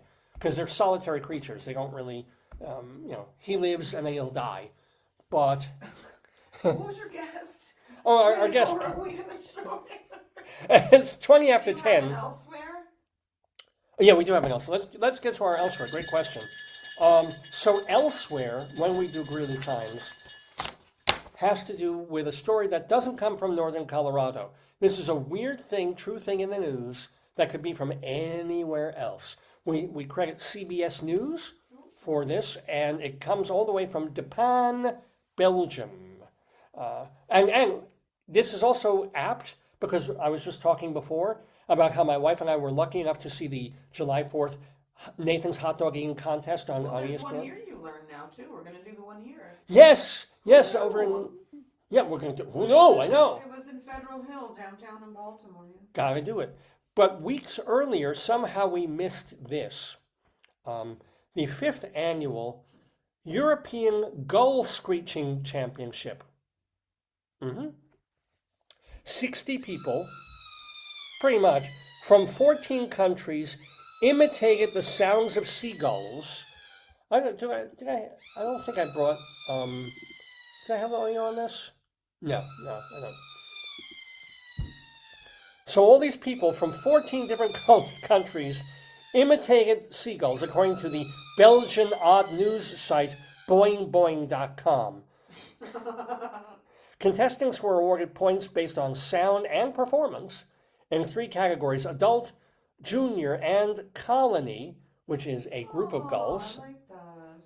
Seagulls, talk about groundhogs, seagulls are considered a nuisance bird and are nicknamed beach rats and kleptogulls in many European countries. Beach rat. Oh, I get it. Beach, or kleptogulls, so they take stuff in many European countries. In fact, one zoo in England hired people dressed in inflatable eagle costumes to scare the birds away, or is it lure? To scare the birds away. But the Belgian Screeching Contest hopes people will take a kindlier look at these flying fowl. This year's winner, Denmark's Anna Brinold, explained it thusly: I like that seagulls like fries. Because I love fries. I'm glad Potato's in here to see this. And seagulls are misunderstood, like me. They're cute. So to practice, I went to the beach and screeched at them. Yes. But they became scared of me. Maybe I'm saying something wrong in seagull language. I don't know. Yeah, I think we do know. Anna Brinold. I love this. And the fact that they like French fries, therefore, or actually they should be pommes frites, Belgian fries. But Brinold added that even though she won, she had a bit of a cold this year and hopes to do even better at next year's tournament. First of all, she said, I'll not be sick. And I think I'll need some more feathers. Unquote. Yeah. So, honey, if we don't get to the Baltimore hot dog eating contest, or even if we do, I think we need to go to Belgium to see the screeching. You know, we never got to the pun competition, wherever that was. Where was that? We were going to go with Wendy and Fred. It was going to be where people just tell the worst possible puns and dad jokes in a competition. Can't be good. Can't be good. Oh, I did not this is important. And I don't even have a potato up there. This is sad.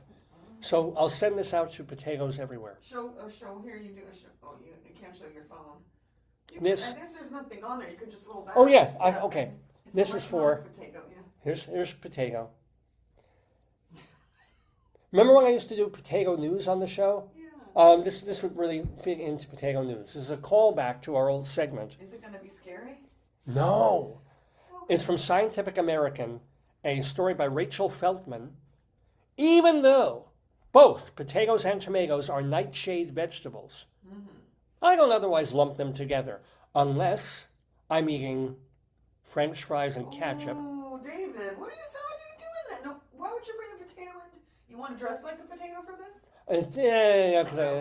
But if I were doing potato news again, I'm too old. I'm too lazy. Well, here, are you sure?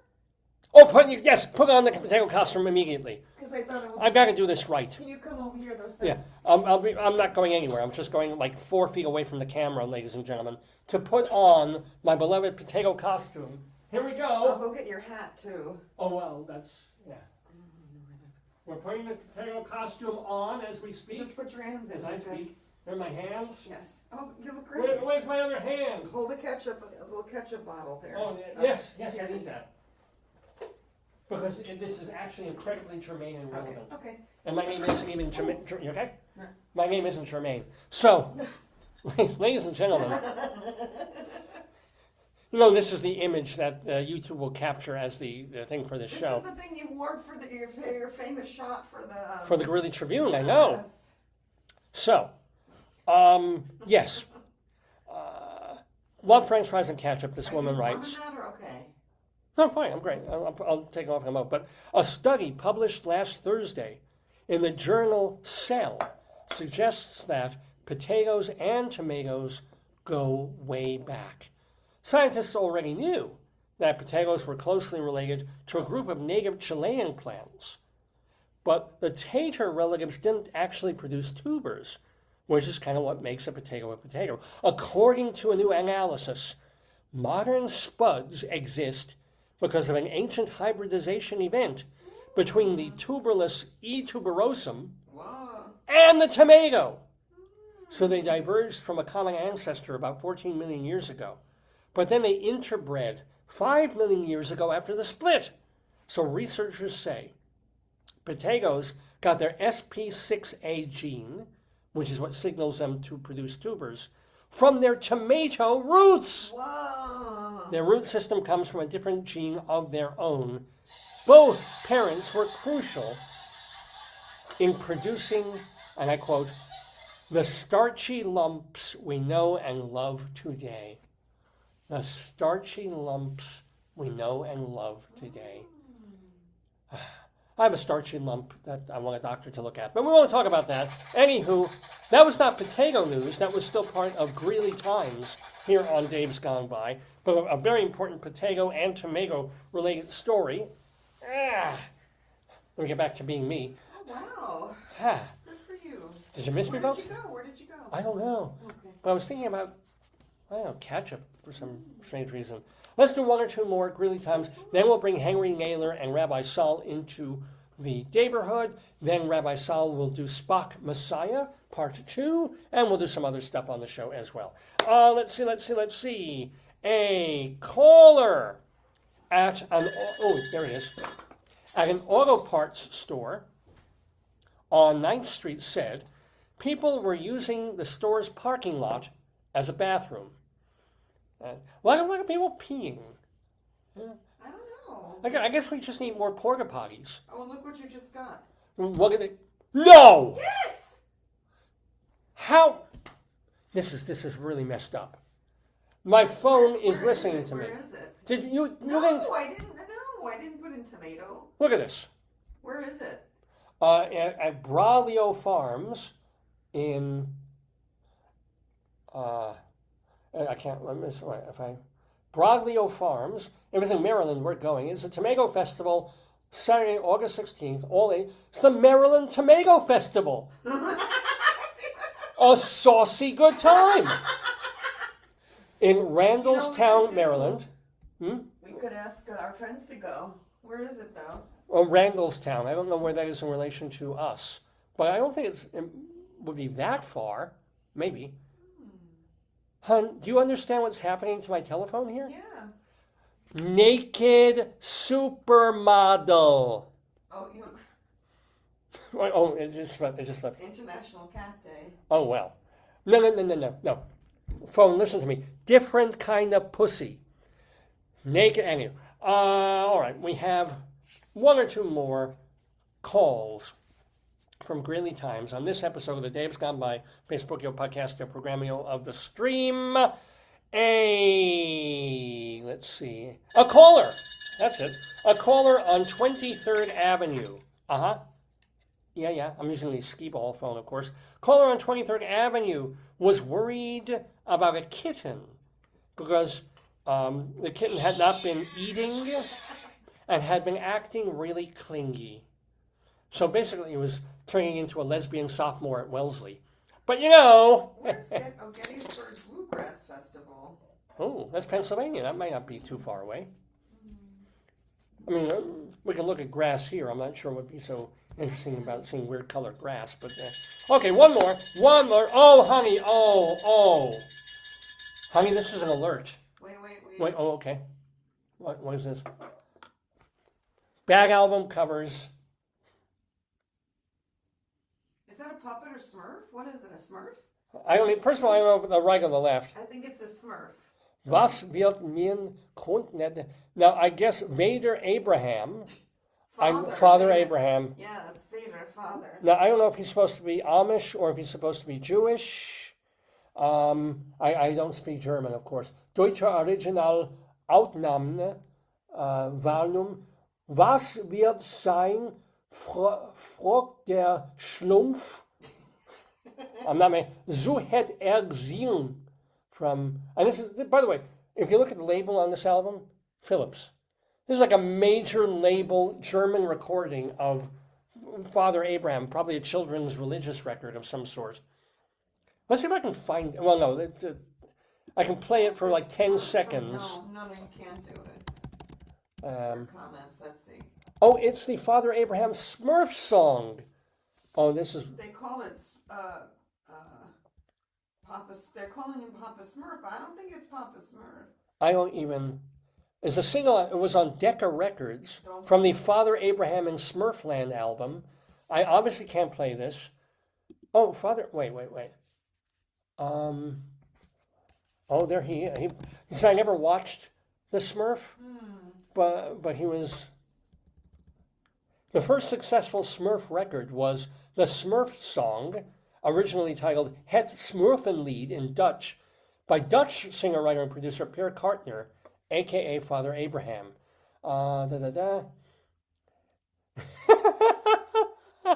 The single set a new record for most consecutive weeks at number 2, equaled only by Right Said Fred's I'm Too Sexy.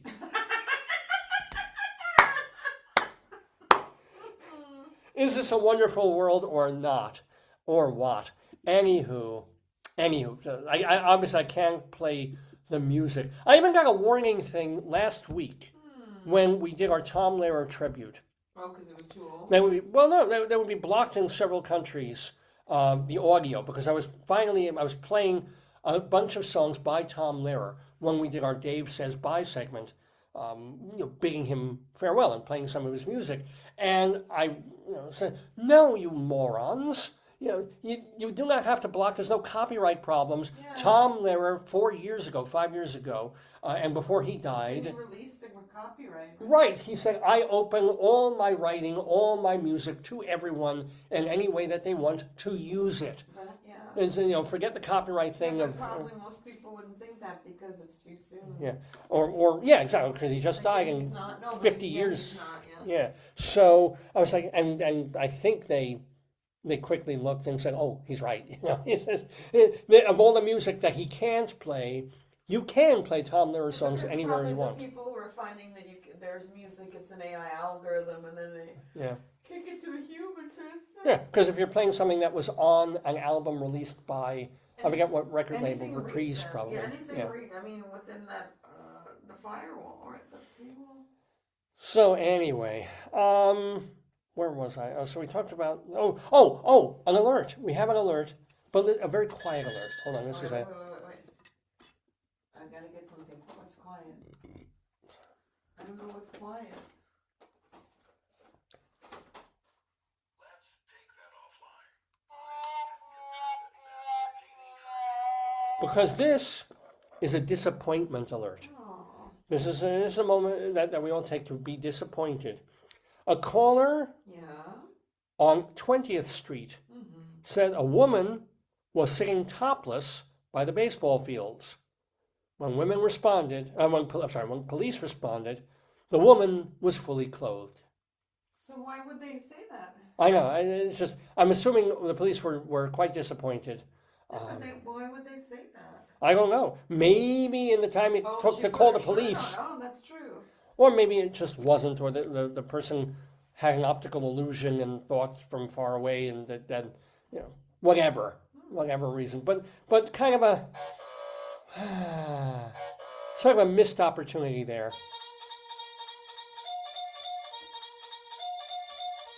Let's try this. Let me reframe my verbiage then. Topless supermodel. And no, that's just me. Topless because my wife showed me a picture of myself where I'm unbelievably bald. Anyway, you have been... I watched you to make sure that your feed... I'm still on, yeah. Greeley Times for this Saturday, August 9th, 2025, on this episode of the Dave's Gone By Facebookio Podcastio Programmio of the Stream. Mr. Horace Greeley was no fool. I'm sure that you'll agree with me that Greeley was no fool. What he is getting at is that Mr. Greeley was no fool. Pig's face is cute. Oh, boy. Oh, yeah, piggy. Likes to dance to this song. Yippee-yi, yippee-yi, yippee-yi, yi-yi, yippee-yi, yippee-yi, yippee-yi. Whee! Ladies and gentlemen, you are watching Dave's Gone By. I'm Dave Lefkowitz. That is my wonderful and amazing wife, and we still have some stuff to do. We'll have Rabbi Sol Solomon reading a bit more of Spock, Messiah in our Storytime segment coming up. Plus, we'll have our friends of the Daverhood. Plus, we'll go for our Colorado Limerick of the Damned, wherein we will be going to Calcite, Colorado. But before all that, let's get to our special guest in the Daverhood this week. He is a writer and a performer of a guy named Henry Naylor, who started at the BBC about 30-something years ago, writing for shows like Alas, Smith and Jones, other sketch comedy shows on British television, like Spitting Image, the satirical puppet political show. And then for the past few years, he has been doing a lot of theater, particularly going to the Edinburgh Fringe Festival in Scotland. He's brought one of his shows even to New York. He was at 59E59 a couple of years ago with a show. But his latest is called Monstering the Rocket Man, all about Elton John and Elton John's battles with the press several years back at this point. But anyway, Naylor seems like a really interesting fella, has an incredible background in TV and theater, and just perfect for someone like Rabbi Sol Solomon to be chatting with. So I'm just going to share my screen with you all. Let me make sure I can do that. Share alike. La da da da da. Gonna lower my zoom down and then bring up the interview that Rabbi Sol Solomon did with Henry Naylor just a couple of days ago, talking about his show that is at the Fringe Festival as we speak. Oh, shalom, my friends. Shalom, my enemies. This is your old pal, Rabbi Sol Solomon, founder and spiritual leader of Temple Sons of Bitches in Great Neck, New York. And oh boy, we're going on the Fringe today, if you will. And if you know my work, you've seen me at the Boulder Fringe Festival. I did the United Solo Festival in New York. So I know a little bit about doing fringy kind of theater. But I am talking to a serious expert here. His name is Henry Naylor. Now, he started in English television. He wrote for, listen to some of the people this man wrote for and acted with and worked with. Dawn French, Sienna Miller, Simon Pegg, Mel Smith, Tom Hollander, and even he did commercials with Rowan Atkinson. We have to ask about that. But he just finished a run at the Edinburgh Fringe of his latest show, Monstering the Rocket Man. There he is. as the Rocket Man. I'm on my own fuel, mainly borscht. I'm Rabbi Sol. He's Henry Naylor. Shalom, Henry. How are you? Come on. Hello. How are we, Rabbi? Oh, I have my usual problems and septic things. But you're well. You're looking good after coming through. Edinburgh, which must be nuts. Well, I'm still in the middle of it. It's an absolute marathon, the Edinburgh Fringe. It's 27 shows in 27 days, and so I'm only a third of the way through. It's ridiculous. So you're actually doing a show every single day of your one-man show, Monstering the Rocket. Yeah. Well, do you know? It's one of those things. I mean, you've done Baldwin, you've done all these fringes and things, and it's sort of like, it's only an hour's work a day, and everybody's like, "Oh, are you having a day off?" And I'm like thinking, "No, come on, let's get on stage. Let's do it." Because it's Edinburgh, though. Do you have to stand out half a day and hand out flyers and ask people to come, or do you already have, from where you are, built-in word of mouth where you're kind of pre-publicized? I'd like to think, because I've been doing it such a long time. I'm an old man, you see, Rabbi. I've done. Do you know what? I've done over 20 Edinburgh festivals, so if you keep on coming, you build up a following, and so hopefully, you get return business. So I've not had to give out flyers just yet, and it's been selling really nicely, this one. Well, that is a question, though. I mean, Edinburgh Fringe is no real way to make a living. How do you afford to spend 20 years, year after year, year after year, when you're lucky to break even or make a little money or pay for your plane fare? How do you do it? Why do you do it?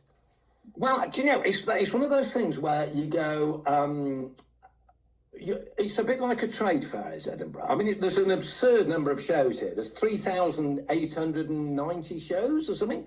And literally the whole of the British industry will come to Edinburgh. And you hope that if you make a sufficient amount of a splash, that you'll be able to take your work on elsewhere. And, so I don't make my money at the Edinburgh Fringe. I'll make it at sort of like the Adelaide Fringe, or I'll do a run in London, or I'll take it on tour. And so that's the way you hope to break even. But a lot of acts don't, There's one act I've heard of, the poor guy, he's apparently got a good show. He literally sold 0 tickets yesterday. And that's not his fault. It's just that there's so much competition. So what is your recommendation for those, not just for the Edinburgh Fringe, but for any fringe, of breaking through, apart from, keep going year after year after year, max out all your credit cards, and then eventually you can start paying back your credit cards. How do you stand out? Like a corn nugget on a lump of poo. How do you make it shine through the water?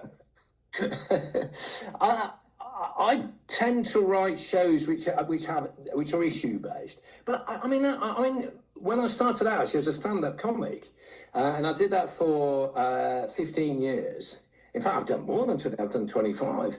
The last 10 years, I've been doing plays. And certainly when I switched on doing stand-up comedy to theatre stuff, I think there was a bit of curiosity. People going, why is he doing, serious plays? And then sort of gradually, I think people will be surprised now to know that I've been a comic in the first place. But to stand out, I think certainly when I started out, we did quite a lot of we used to think outside of the box in terms of publicity. When I first came, I was with a double act with a comedian called Andy Parsons. And we got a load of speech bubble stickers printed saying, "I'd rather watch Parsons and Naylor."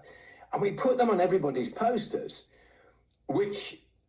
I'm surprised we didn't get smacked. That's, shame on you. I know. And so I think that a lot of acts thought it was quite funny and thought it was a good gimmick. But that gimmick alone sold out our run without anybody knowing who we were. And then the next year, I think there was do you remember I don't know if it was famous in America, there's a very famous Calendar Girls picture of a tennis player scratching her bum, and she's clearly wearing no panties and stuff like that. Have you seen that one? No, but I'm going to Google it immediately when we're done. Yeah. well, well, I mean, we parodied this. Me and my double-up partner, two very unattractive, hairy men, wearing sort of skirts and scratching our bums at a tennis net, and that created quite a buzz. And that sold loads. I'm going to do that for our next Purim spiel here at the temple. I'm just going to have a tallis and short shorts. And, the fringe is up and just scratching down there. So let's roll it all the way back. What made you, you've heard this a million times, become a stand-up comedian? And not just to try it out or go take an improv class, but you really, as you said, 15, 25 years, did it. What brought you there? Do you know, it's one of those things, I don't know if I'd have been, I now know I've got ADHD, and I was diagnosed 2 years ago, but when I first started out, I didn't know that. And it seemed to be the only thing I could do. And I think there's something about the creative field that seems to attract a lot of personalities with ADHD. I think that there's that hyper focus that you need. And it really helps with stand-up, I think. That hyper focus, to do your set and then sort of, somebody heckles you on stage, you kind of have to, on stage, reshuffle your running order in real time and all that sort of stuff. And I think the hyper-focus and things like that help with that. So I think temperamentally I was suited to it. But also, I don't know, it's so much fun. I mean, sort of like, the joy is, as you'll know, it's sort of like on the circuit, you sort of go and, you'll go to bizarre towns and you suddenly realize that somebody on the same bill as you is one of your old friends, and you're in the middle of some weird town in the middle of an obscure city and hanging out with one of your best friends, and it's quite beautiful. There's a gorgeous, usually very supportive community, I think, that work together, and particularly at festivals, as you'll know. I mean, sort of, there's that, you turn up at a festival and you suddenly realize that one of your friends you haven't seen in 5 years is doing the same festival. And, well, did that happen this year already with you while doing Monstering the Rocket Man? Did you see somebody? Yeah. I mean, it's sort of like, it's an absolute joy. You walk down the street and you go, oh, you're here. Oh, great. And then sort of like, I think there's a beautiful community, I think, amongst performers, I think. It's that, I think performers only really understand performers. It's that, how idiotic you have to be to choose this job. Very few people make any money from it, unless you get to the very, very top tier. And it is, you're making yourself incredibly vulnerable. You're putting your complete, I've got friends who are actors, and I don't think they quite understand what it's like to write your material, and it's all of you on stage. It's your ideas, it's your personality, it's you that's selling the show. And if people hate it, you are really exposed. Oh, I get that every Shabbos and every sermon. I feel the waves of loathing coming at me in waves.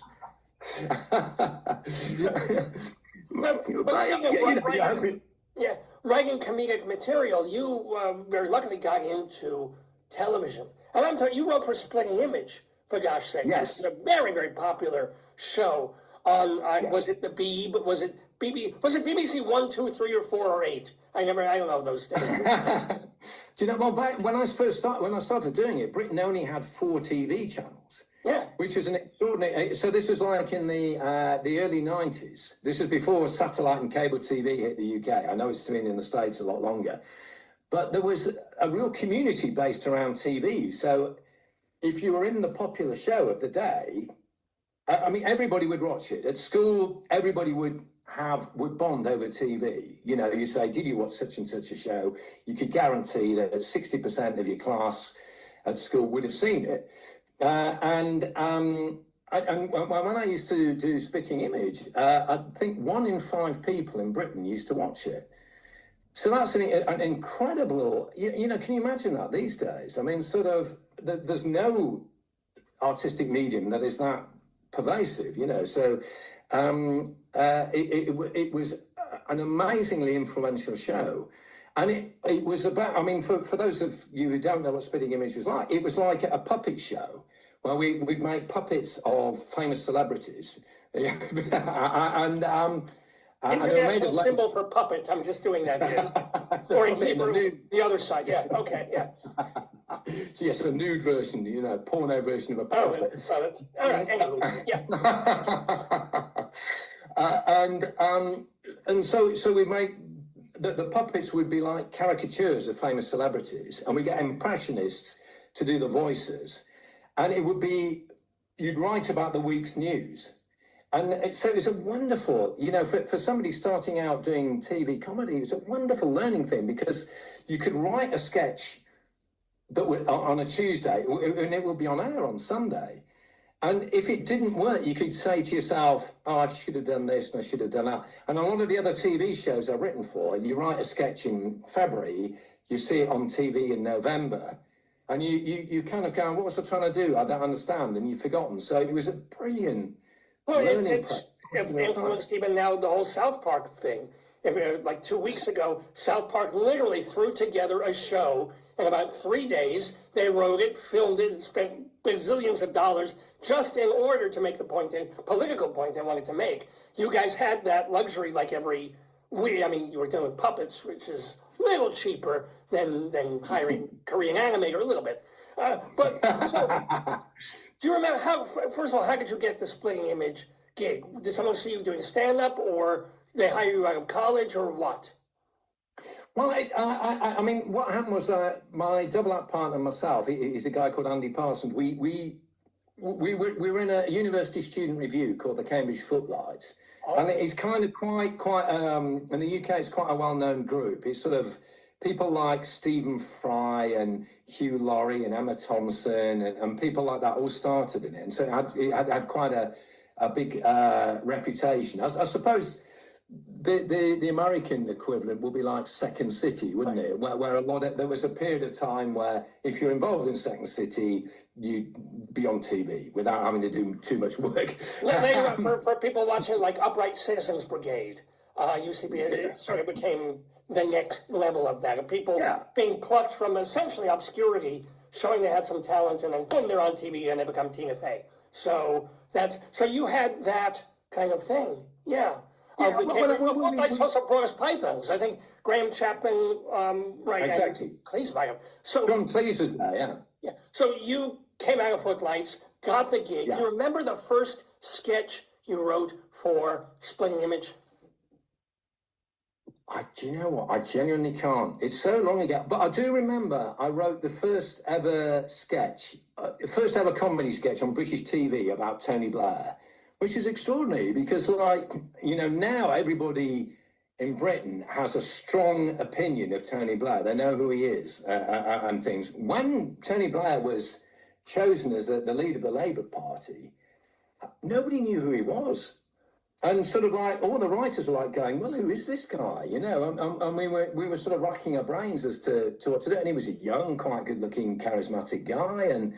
And that was basically the angle we had to do. We did him as a sort of like young school kid going, I want to be leader, I want to be leader, leader, leader, leader. And sort of like, you know, that was, because we didn't know anything else about it. We didn't know his policies. We didn't know well, it's a else. sketch. You just need one item to hammer home in 2.5 minutes or not even. And then, you know, you're golden. You move on to the next thing. What is the sketch that you are proudest of, or your favorite sketch that you did, either for Splitting Image or for the other writing you've done, like for Alas, Smith and Jones?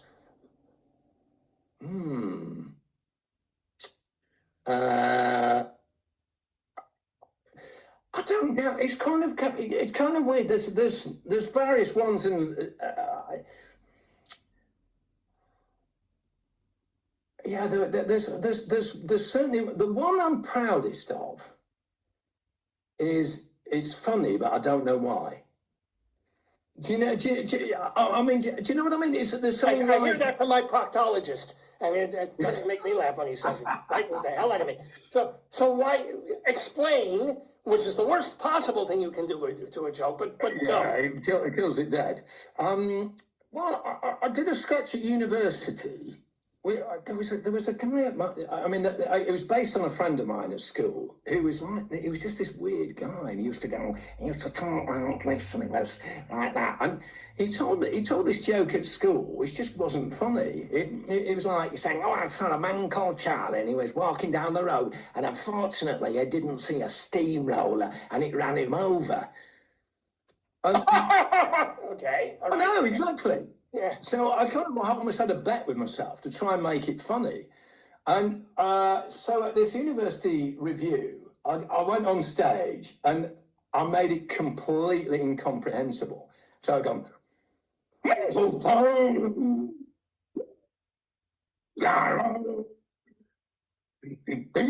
and did it like this. And the audience is like going, what's he? And then I just walk off stage. And the audience is going, and they were so confused, they'd find it really funny. And then I came back on about 5 minutes later with a translator. And the translator would like go, and he'd go, Congoli. The translator would go, a man called Charlie walked down the road. Unfortunately, he didn't see a steamroller. It runs him over. It's funny.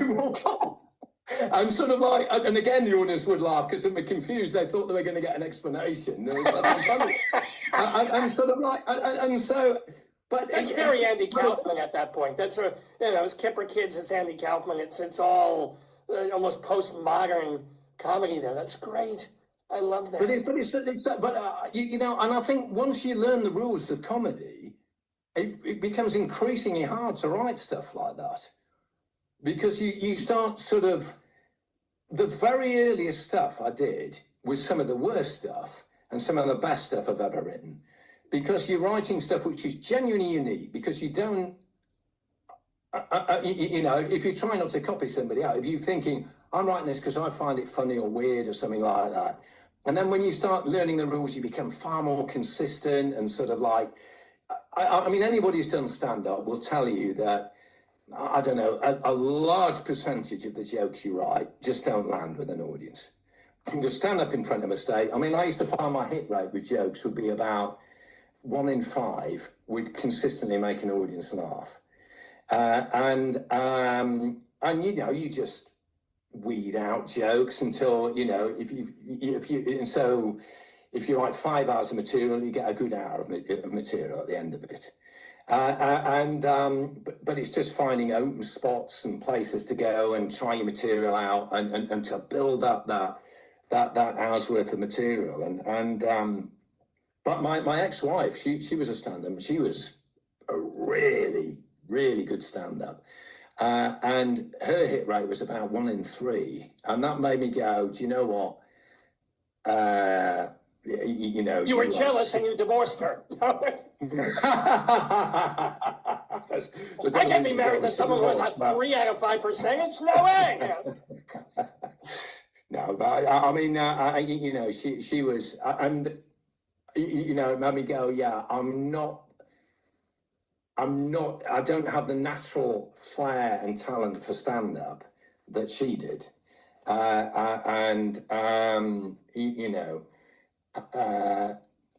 but it's funny though, isn't it? I mean, so like anybody who does comedy again will know that certain people have an advantage. Certain people just have funny faces or weird heads, which just make you want to laugh. Did your wife have a funny face and a weird head? She might be watching as we speak. No. But I think the rule was, I don't know who said it. It was somebody like you either say funny or you look funny, or something like that, to really make it as a comedy. You're one or the other, and I think she would. I know. I'm on the second rung there. Now you stayed with stand-up until you shifted into. Is she still a stand-up, or did she go into movies, or did she go into a whole other profession? Are you still friends? Oh yeah, no. We got 2 kids together, and sort of we're good friends and stuff like that. But she did a TV show for a while, and now she's a script editor. And sort of, I think there's that thing, you get to a certain age and you think, I think longevity in this job, I think you've got to have 2 or 3 different jobs within it. So you're a hyphen, you're a writer, performer, producer, a writer, director, performer, or a producer, that you know, and I think so I'm guessing that you don't miss stand-up because you do one-man shows, so that you don't need to be doing that kind of work because you essentially still are, just you don't have to deal with drunken people rolling, you know, across the aisles and waitresses, you know, dropping decanters and things. Unless you work that into your show. I haven't seen it. But no, I find that sort of with doing sort of, you know, stand-up ultimately I found a bit frustrating because there's, of necessity, I think because comedy, an audience has to be very clearly know where they stand. So you can't, there's no room for nuance. So you either say, you know, if you're a political guy, you'd say, you know, Trump is a fuckwit, and then you make a joke saying he's a fuckwit, or something like that. The audience has to know where they stand. There's no room for nuance, otherwise they don't know why they're laughing. I think with theatre, you can say, I don't agree with Trump, but I understand why he's doing certain things. Some of the things he's doing is understandable, some aren't. You know, and you can talk about textures, and it feels a bit more human for me. I mean, sort of, and I wanted to sort of explore sort of. Yeah, I know when Trump talks about textures, he generally mentions extra ribbed, super long and thick. But that's a whole other. Thank you for laughing at it. See, my jokes are coming at 4 out of 5. They're like landing, not quite, then landing. But that's why you've got a podcast, yes. So, however, but speaking of, you know, we're thinking of comedy, funny guy, spitting image, Smith and Jones, and yet this, of all things, not so funny. Your play is more dramatic. The Monstering the Rocket Man, yes. Well, it deals with the popular press and the tabloids, and I think it's a very funny world, actually. I mean, sort of like the popular press done well can be extremely funny, and I think the characters it attracts are larger than life, and sort of the methods of getting stories are hilarious. Some of them. Well, would you mind telling us? People might not know the plot. Yes, you are playing Elton John here, but this is not just, Elton John likes story, he's gay, he makes music. It's more like the Sun in England, the big newspaper. Hey, yes. So go ahead, please. Yeah. Well, it's actually told it's actually Britain's biggest ever libel case I'm telling about, which is in 1987, a male prostitute went to the Sun newspaper and said that he'd had arranged rent boy parties, drugs and sex parties for Elton John. And the Sun just printed it without checking the story. And the Sun editor at the time would say, some stories are too good to check. The problem is that a quote? Is that actually a quote? That is a quote. Okay. And as a result, this story wasn't true. And Elton could prove it wasn't true. He proved he was in New York at the time this alleged orgy took place in the UK. And so he sued the Sun, but the Sun didn't back down. The Sun kept on going, and they sort of said they printed more and more allegations from this rent boy, and then mud started to stick on Elton. He was sort of like used to advertise Cadbury's chocolate. Cadbury's chocolate said, "Well, we're a family product. We can't be associated with scandal." He lost his contract with them, and then Elton was pursued so much, not just by the Sun, but by all the tabloids, you know, who were trying to find the truth of this story. That when he went to LA, he was getting very suspicious because everywhere he went, journalists would be, and he couldn't understand how they knew his movements. And he spoke to hotel security and said, are some of the staff here leaking stories? And they said, the head of security at these, I think it's a Century Plaza in LA, said, well, look, Mr. John, come out here. And they showed him his door, and there's a piece of sellotape over the crack in the door. And he said, you see what that is? That the tape will break every time you go out of the room. So there are people wanting to know your movements. Can we sweep your room for recording devices? And they swept his hotel room. And this was the President Reagan suite in the presidential plaza. And they found a bug in Elton's room, which just threw him into paranoia, as it would, and it's sort of like thinking, well, what have I said here? What's going on? And Elton sort of like, in the course of trying to secure justice for his name, was getting deeper and deeper into paranoia. The Sun were pursuing him everywhere, and it got to the point with Elton that he was getting suicidal, and but he stuck it out. He had the money to fight them. And also he had the time. And let me tell you something. This is why every one of my movements gets flushed immediately. I look at it, I send it on its way. Nobody else has any access to it. Without my permission, anyway. So you turned all of this story, this true, you're not making this up, true story of just the press gone mad, in a manner of speaking. By the way, did he win, or do you want to say that? Do we have to watch, or do we have to wiki? No, I don't think it will spoil anybody's enjoyment necessarily, because certainly in the UK, it's quite a well-known case. He won Britain's highest ever libel payout. He won £1 million, which doesn't, by American standards, American libel standards, that's nothing. But over here, it is quite a lot. And he got a front-page apology in the Sun newspaper. It said, "Sorry, Elton," which again was extraordinary, because usually when the paper apologised, it would bury an apology on page 24, virtually in the sports section, which would, be like that line. But the original offence would have been the front page headline. And by the way, I have to say this. I wasn't going to say this, but I am going to say this. Great minds think alike. I was going to say that, no, they're going to put it on page 24.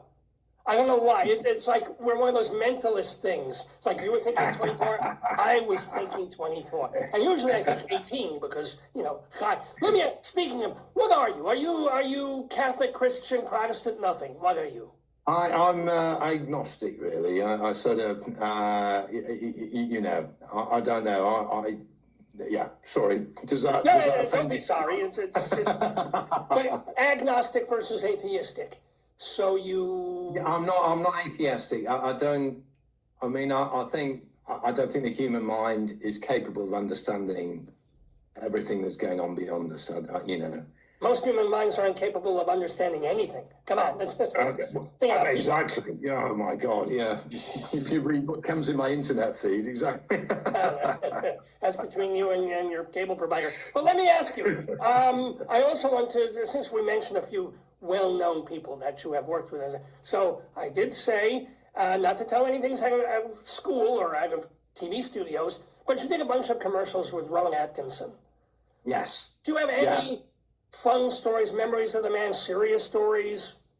Nice guy? I have to say, he's a lovely man, but he's not very different off stage from on it. He's very, very sort of urbane, very serious.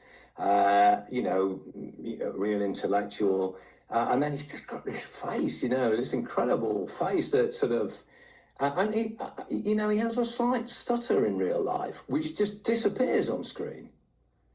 And I don't know what it is. If he occupies a character or another person, whether his breathing changes or his sort of psychology changes when he's being a character, but he would. There was one of my favourite ones. We filmed a commercial in a boat in Bora Bora, no less. This is in the. I read the Torah, so there you go. Yeah. But it was Frank Sinatra's favourite island, And it was out in near Tahiti, well, that part of the Pacific. And why on earth we had to go there, I don't know. You could have filmed it in a boating lake in London, but this was, in the 90s, the budgets for advertising were absurd. A commercial would cost £1 million to make. So the entire crew were thrown to this amazing, beautiful. I'll never get there again. So we were filming this commercial in a boat, and it was an advert for Barclaycard, which is a credit card. That's why there was all the money. Okay, yeah. And the theme of it was, if you buy something on your Barclaycard, it's automatically insured.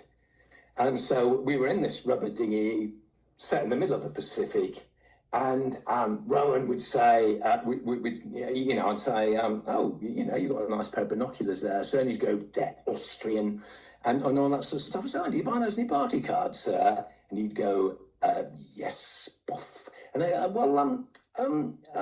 you do know that you're in sorry, did you buy me a bike? And he'd go, no. And I said, well, why didn't you, sir? Because if you did, they'd be automatically insured. And he'd go, boff. Why would I buy my bike? What's going to happen to my binoculars here? Am I going to lose them? Oh dear, they're under the seat. Oh no, there they are again. And okay, all right, I'm sorry, sir. And he sort of puts the binoculars on the side of the boat. And he said, the thing about binoculars, and then he sweeps them into the sea. Right, okay. Anyway, a part of this commercial was that he would sort of bounce the binoculars and catch them and sort of say, I'm going to lose them. Obviously you would have to film that in 3 shots. So you'd have one shot of him throwing it down, one shot they'd have the binoculars on a fishing wire pulling it up in the air, and one shot where they drop them into his hand. And the one where they were dropping them into his hand, there was a guy, a props man, dropping the binoculars into his hand off screen. And, so he was like this, and he kept dropping, and he couldn't catch them, and he kept smacking him where it really hurt.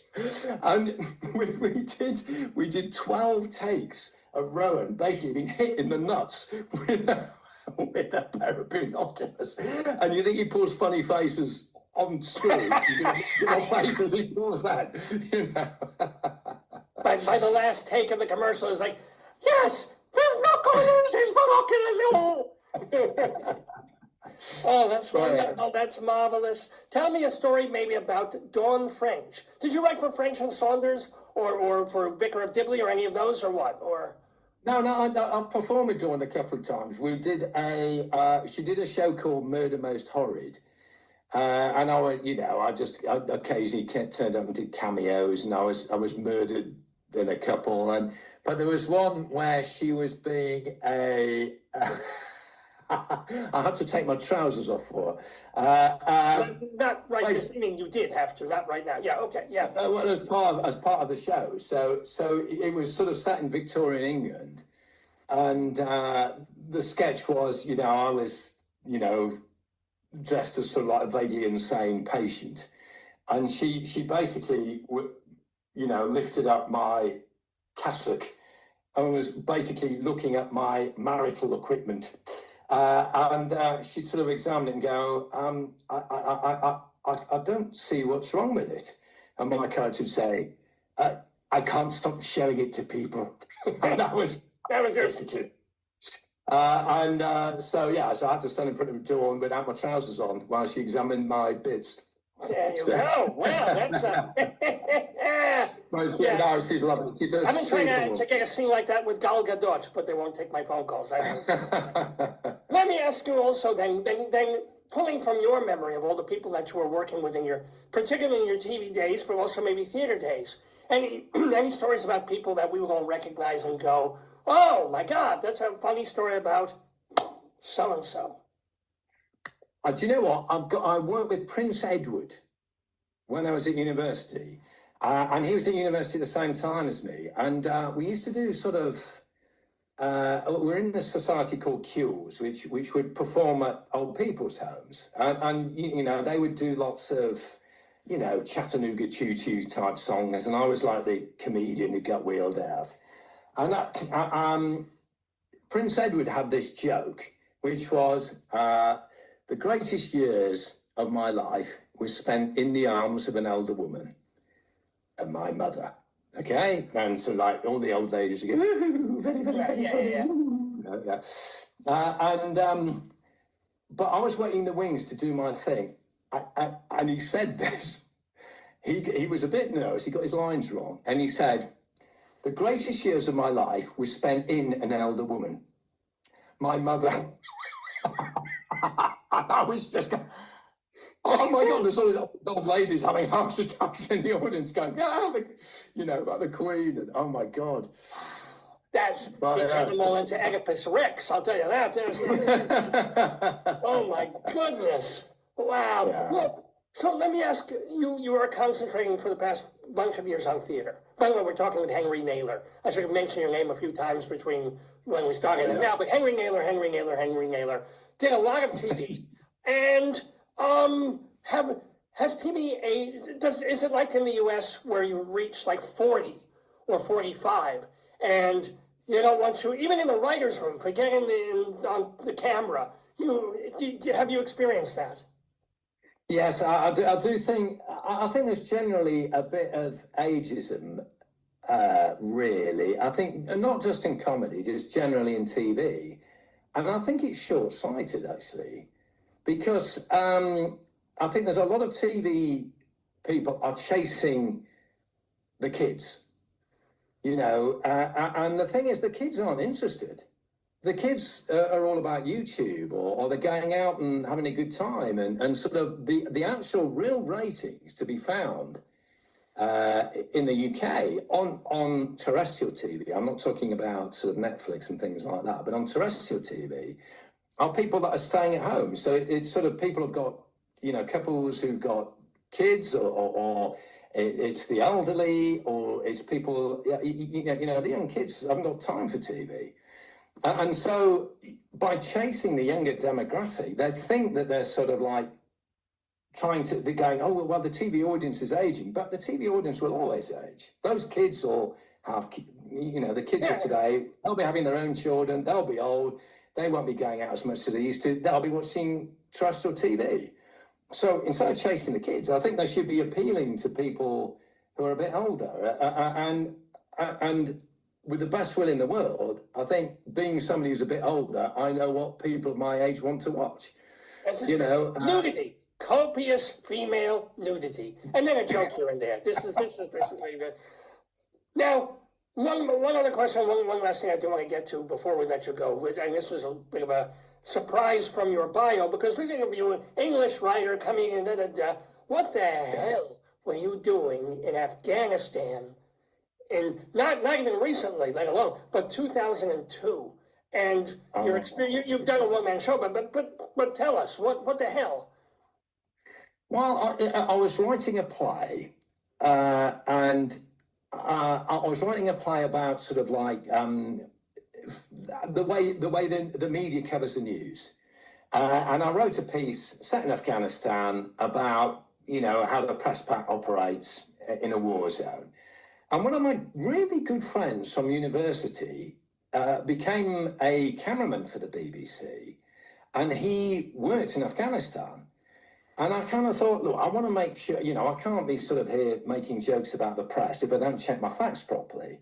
And so I took my script in and I said, can you read it? And sort of like, tell me where it doesn't strike true. And he said, look, I can't endorse a fiction. He said, I'm a journalist. But he said, if you want to check your facts, come out to Afghanistan.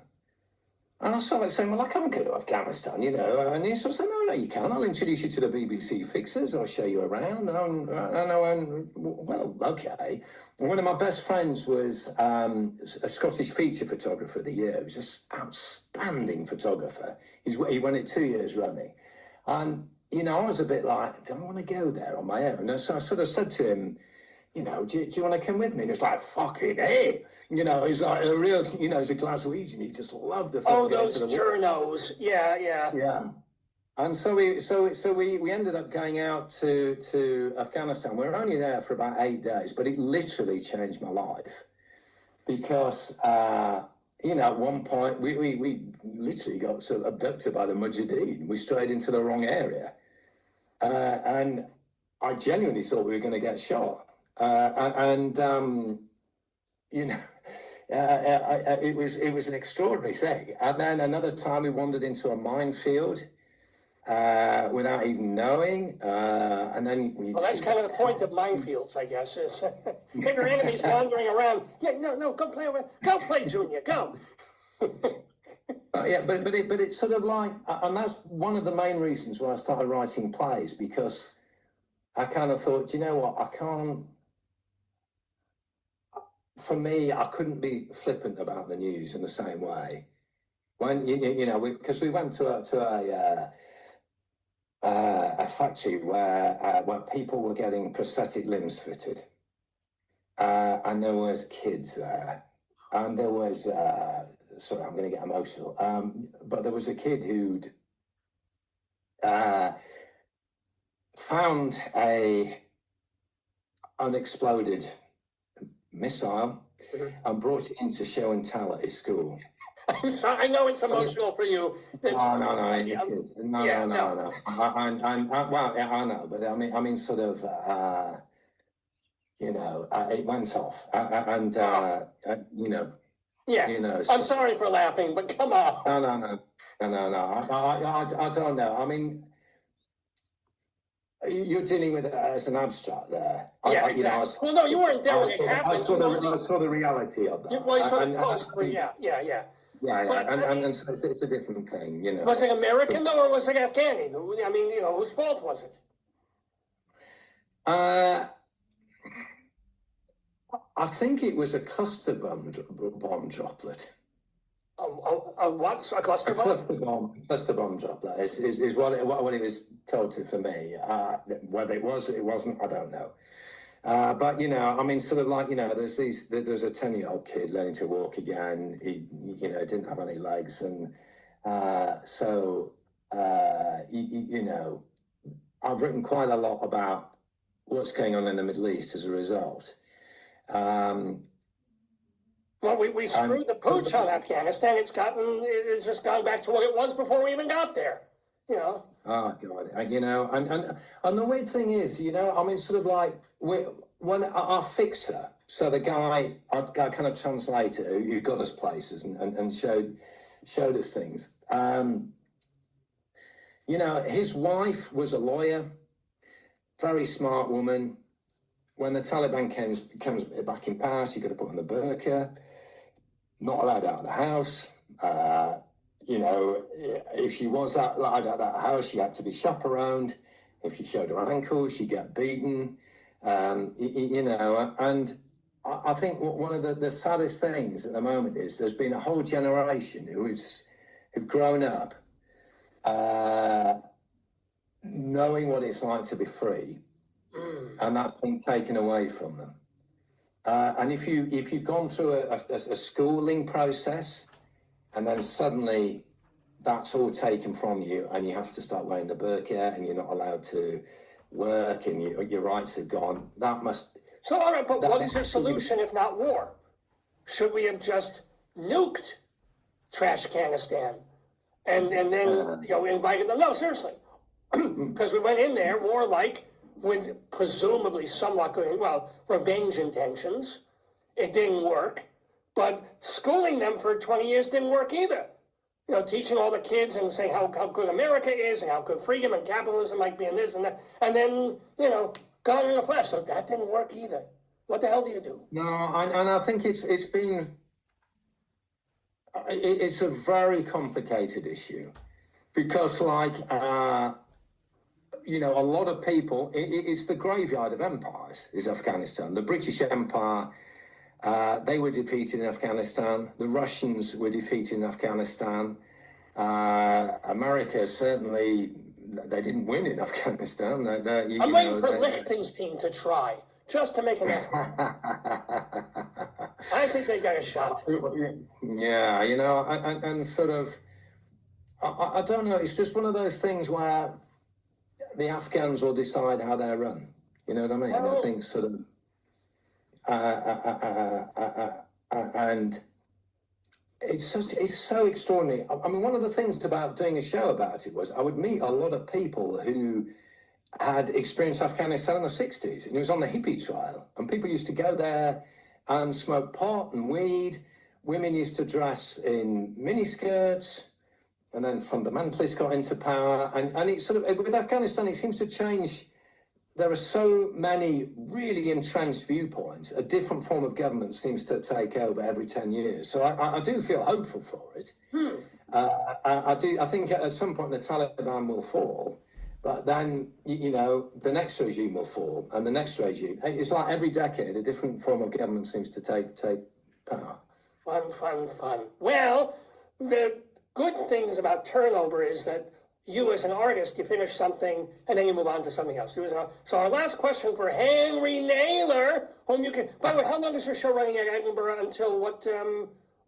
Is it running it until August the 24th? So you have time, folks. You have 2 weeks to see Henry Naylor's play, Monstering the Rocket Man, all about Elton John. But of course, can you tell us, or are you one of those artists, no, not until it's finished, do I tell anybody, or can you tell us what you're working on? I've done so much work researching the 80s. I spent 4 months, researching this project, just reading newspapers from the 80s, just to get into the feeling of it. And it's extraordinary how much the world has changed. And it's extraordinary how much intolerance we had as a country, certainly in Britain, at the time, that has been forgotten about. And I think so, a lot of people these days are saying, oh, it's the worst time ever. Homophobia, for instance, is never, it's the worst it's ever been. No, it's not. Back in the 80s, it was mainstream. You had national papers. In the 50s, it was mainstream. It was illegal in the 20s. I mean, come on. Yeah. Yeah, exactly. And so I think there's quite a rich theme of stories I want to pursue set in the 80s. So I'm going to do something set in there for my next. So right now you're sort of still researching, sifting through thinking. Yeah. You're in that process. Well, as you do that, you can see him every single night of the week from now. Well, I don't know. Is it different staggered times over there? Do you do one show at 3 o'clock? No. Well, when it's always at 4:10 in the afternoon. 4:10 in the afternoon. Which building? Which tent? Which? It's at the Pleasance Ace Dome. The Pleasance Ace Dome. Yeah, it's the Pleasance Dome. There's an Ace Dome, a Queen Dome, a Jack Dome, and it's the Ace Dome. I got it now. Okay. English have such a way with words, but not apparently with festivals. Anywho, it's actually it's a Scottish thing. It was even so. We got Henry Naylor doing Monstering the Rocket Man through mid to late August at the Edinburgh Fringe. Go see it, ladies and gentlemen, and keep tabs on him to know what he will be doing next about the 80s and whatever else. Mr. Naylor, it's just been absolutely lovely, even though you're not Jewish, talking to you. What a delight. Treating a joy. I've really enjoyed it. Bless you, and thanks for having me on. Thank you, and shalom to you. Bye-bye. Shalom to you too. Oh, look, it's me. More live than I was over there. Talking there with Henry Naylor. Go see him at the Edinburgh Fringe doing Monstering the Rocket Man. Well, speaking of rockets and monsters, we put them both together in a segment that we do on the Dave's Gone By Facebook podcastio programmio of the stream that you are watching live on this August 9th, 2025.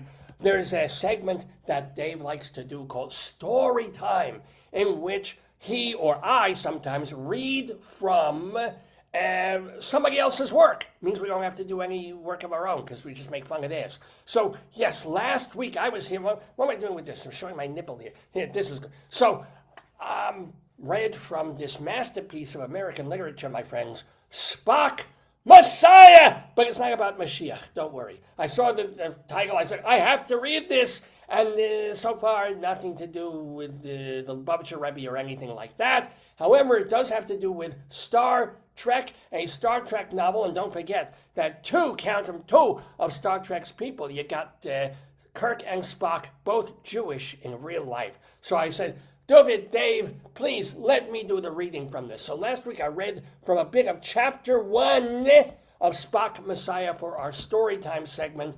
Today we go, for the rest of chapter 1.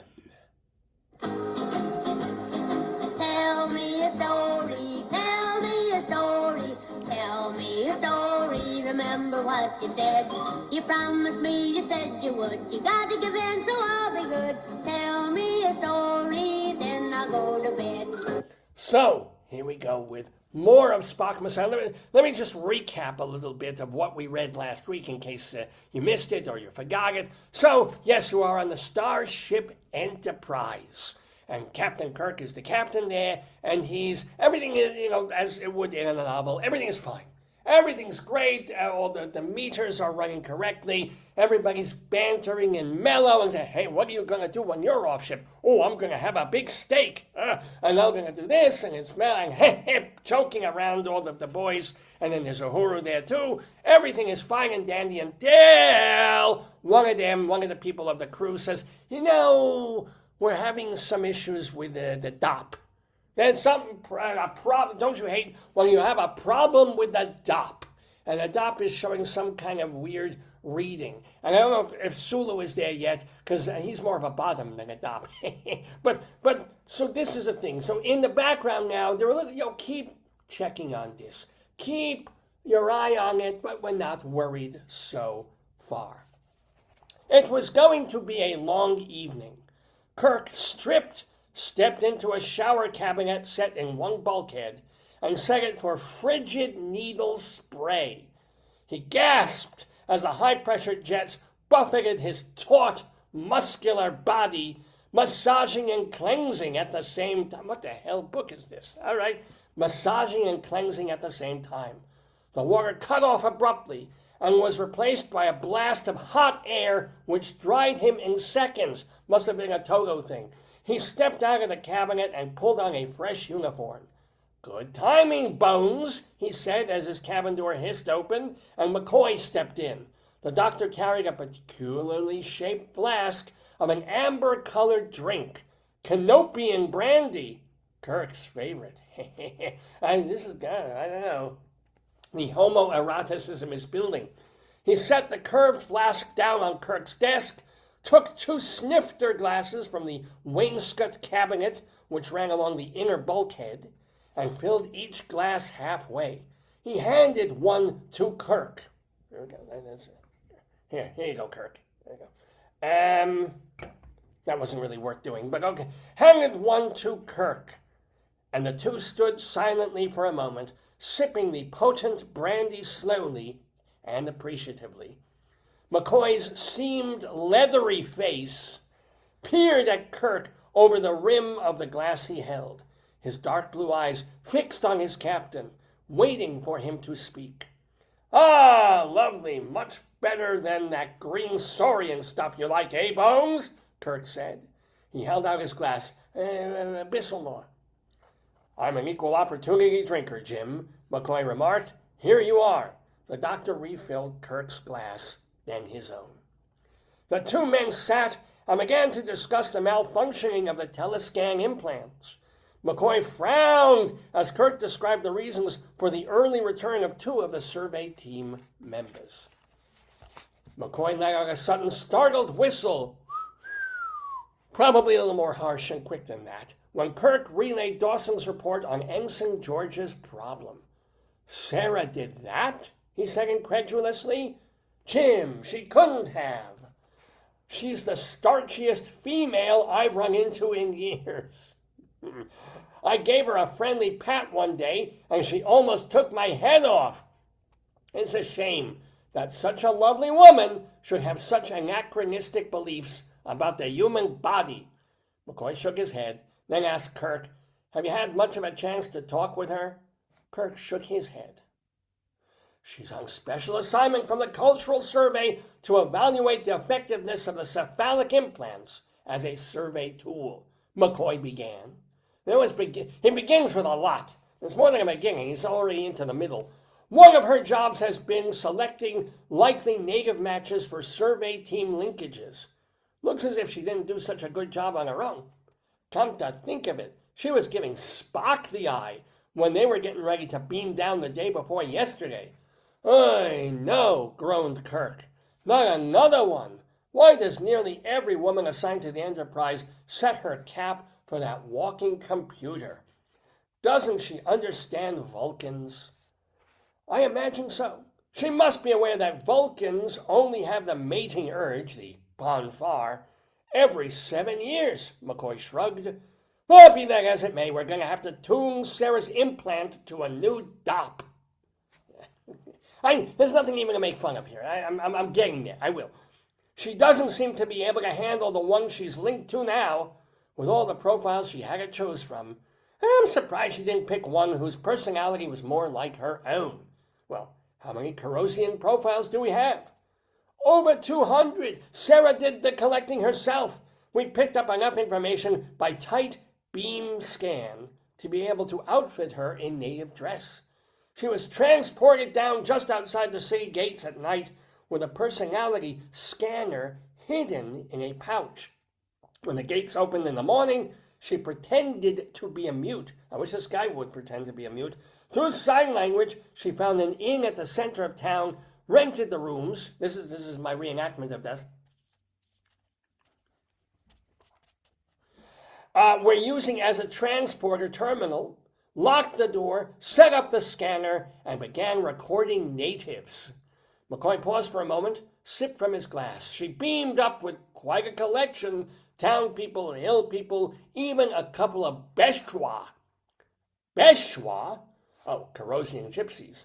Anyway, McCoy continued, the native neural pattern she recorded on mag cards gives detailed personality profiles as distinctive as fingerprints.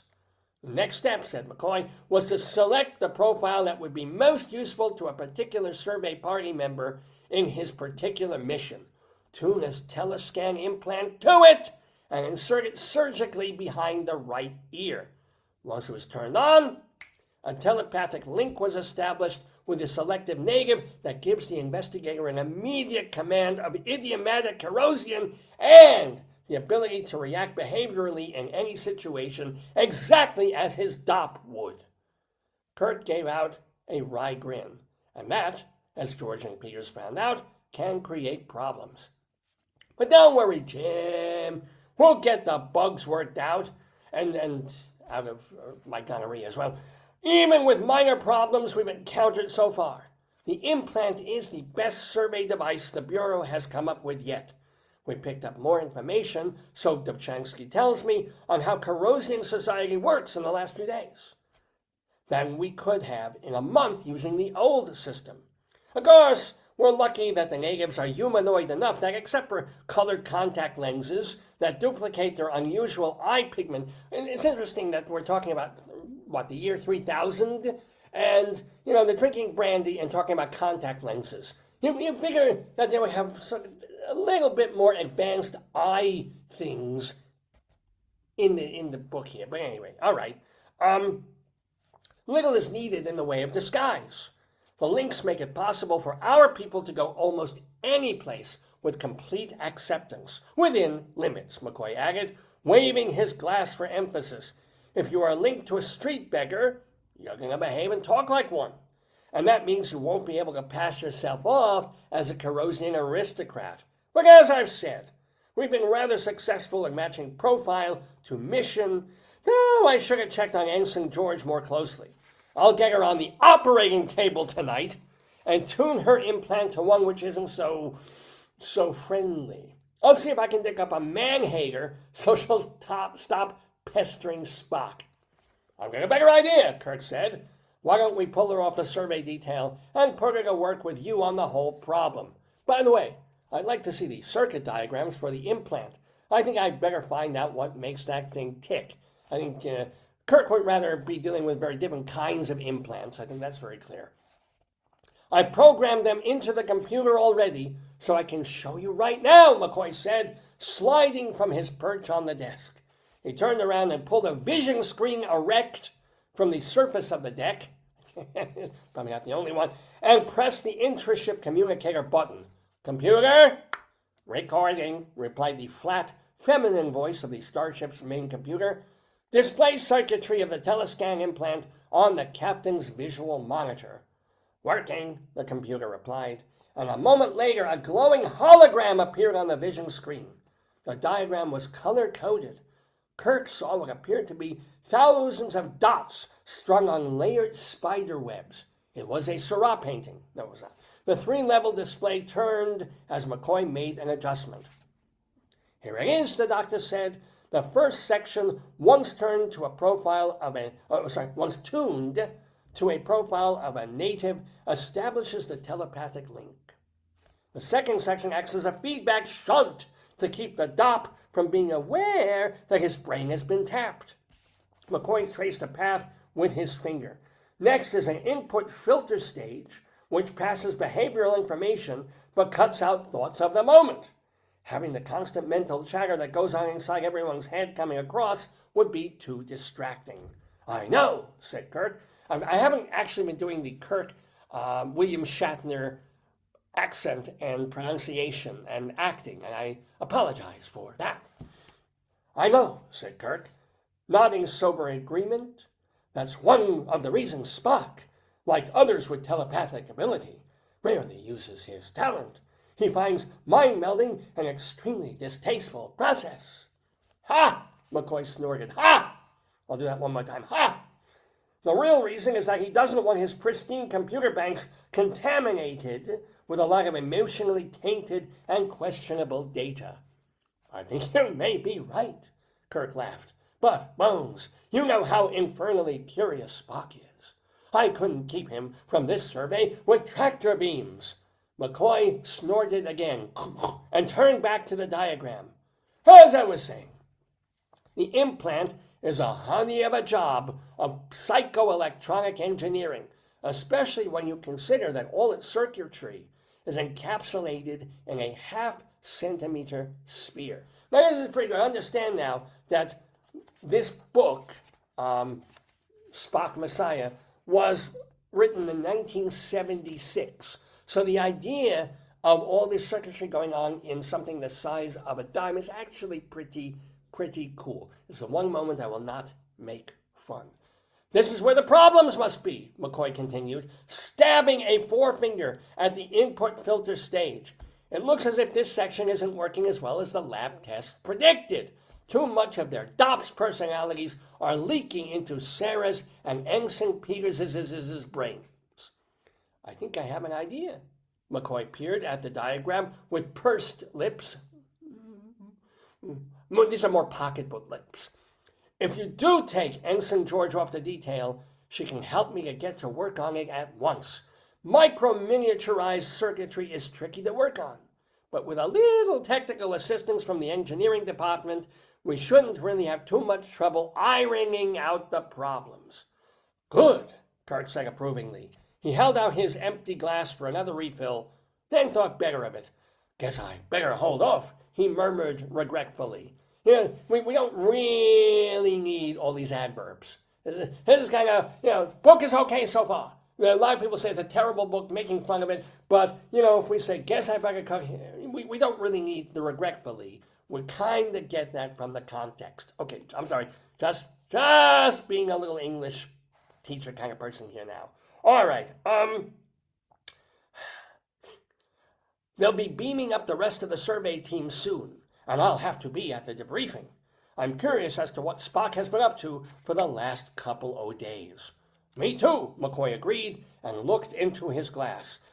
Maybe I'd better cut off also, if I'm going to have to be doing surgery tonight. Yes, McCoy, if you're cutting this woman open to look at her implants, the other implants, maybe you don't want to get a little sicker. You're probably not. Kurt pushed the visual monitor back into his desk as McCoy rinsed the glasses in the cubicle provided in the bathroom. At least they still have bathrooms in 3000. He replaced them in the wainscot cabinet and turned to Kirk. Come to think of it, if you've got no objection, I'd like to remove Spock's implant as soon as he gets back. He's not essential down there, and I didn't like the idea of implanting him in the first place. Corrosive emotional makeup is pretty much like ours, and even if Spock was linked to a cold fish, he has enough trouble keeping his human side under control without having things complicated by leakage from his DOP. And I know I have had leakage from my DOP, and that's why I have to wear 5 pairs of underpants a day. Sounds good, Kirk said. I'd want him to get to work on the source of that radiation front anyway. The only reason I let him go down was that he insisted so strongly. Sometimes I think his only purpose in life is to keep feeding a new supply of esoteric data into that logical brain. But he did behave oddly.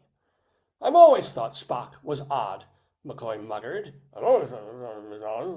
After he was transported up last night, Kirk went on, not hearing McCoy's remark, he had nothing to say at the debriefing, and took off by himself when it was over. I've had reports that he spent most of the night wandering around the ship by himself. Kirk faced the doctor. Bones, could anything have gone wrong during the operation? McCoy considered for a moment. I doubt it, he replied. It was a routine insertion. Not going there. He was the last one done anyway, and when he was linked, I ran a language test. Without having to think about it, he replied in flawless, idiomatic corrosion. There was the expected period of disorientation because of such intimate contact with an alien personality. But Spock seemed in control of the situation. If I thought the linkage would have caused any harm, I'd never have let him beam down. But, McCoy went on, there's always a big but. I must admit to feeling a little uneasy about the whole thing, in spite of all the information we have acquired. The bright boys at Starfleet are always cooking up gadgets that violate a person's physical integrity. Having my atoms scrambled every time I go through that damn transporter is bad enough. But hooking one man's nervous system to another's with electronic widgets, he grimaced in distaste. But only a matter of time, and will be only a matter of time, before we're all literally worshipping a transistor or some bloody thing. All right, folks. So if you spend half of your days on a telephone going, and in 1976, this man is talking about, or these two authors, about worshipping a transistor, literally. There you go. This is why science fiction becomes science fact. Kurt slapped his medical officer on the shoulder. Bones! Transistors were old stuff 200 years ago. You know what I mean, McCoy grumbled. Can't fight progress.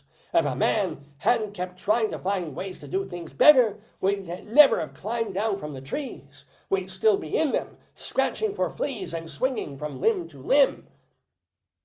I don't know where Captain Kirk gets his evolutionary data. Monkeys were doing the one thing. I don't know if humans ever lived in trees and were swinging. I think he's just been watching too many Tarzan movies. So now we're swinging from star to star, McCoy said sardonically, and still scratching. Well, I'm still scratching. I have an eczema thing. We're as much the slaves to our glands as our ancestors were. This is true. And most of our behavior makes as much sense. I hope poor Spock hasn't caught the itch.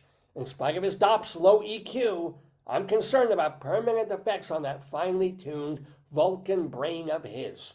Stop fretting, Kirk said. Spock's used to that sort of thing. It's been a struggle at times, but he's always managed to keep what he considers his illogical side under tight control.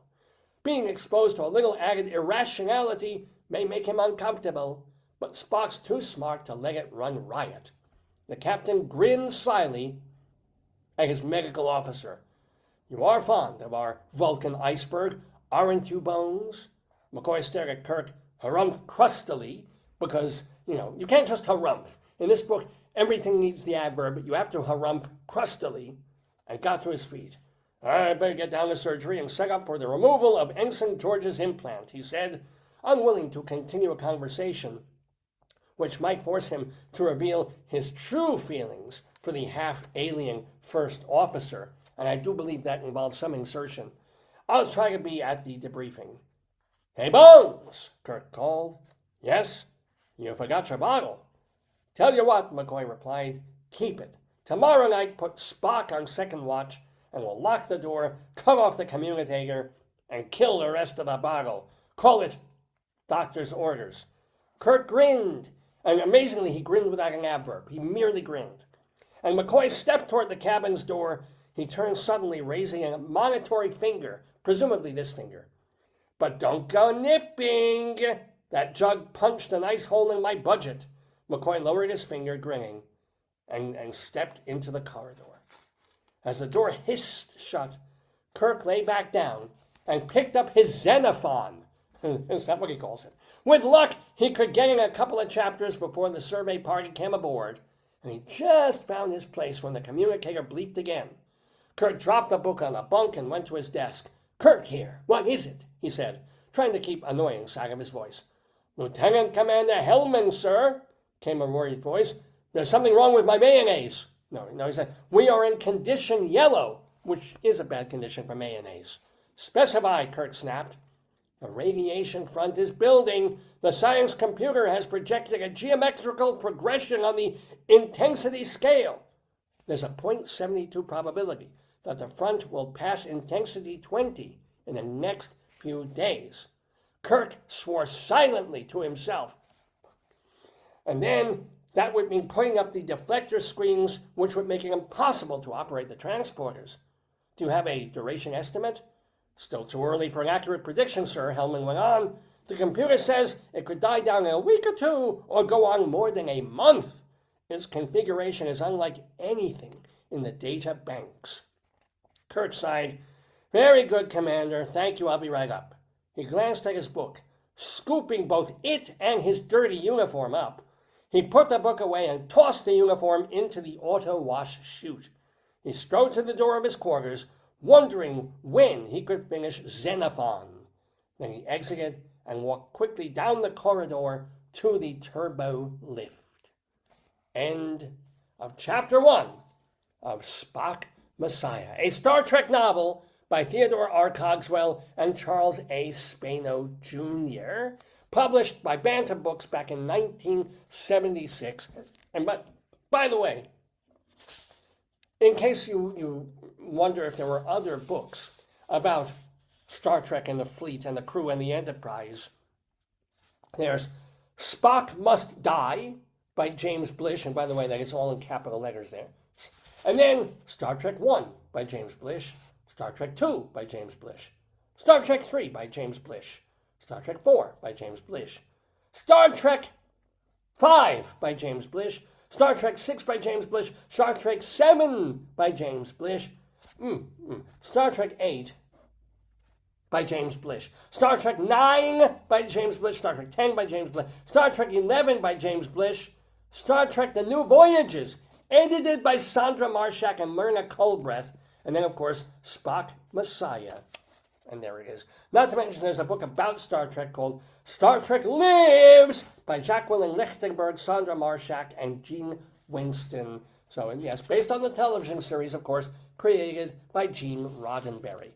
So, ladies and gentlemen, there is Chapter 1 of this fun book, which I honestly, I'm gripped so far. Honestly, I am with it so far. I know that people complain that because Spock has already been implanted with a different personality, that people reading the book don't get to see Spock. They see a whole different kind of thing as Spock, and why would you read a book about Kirk and Spock that doesn't have a real Spock? I don't know. But so far, so I may come back and read more of this, or I may not. Why don't you write to me?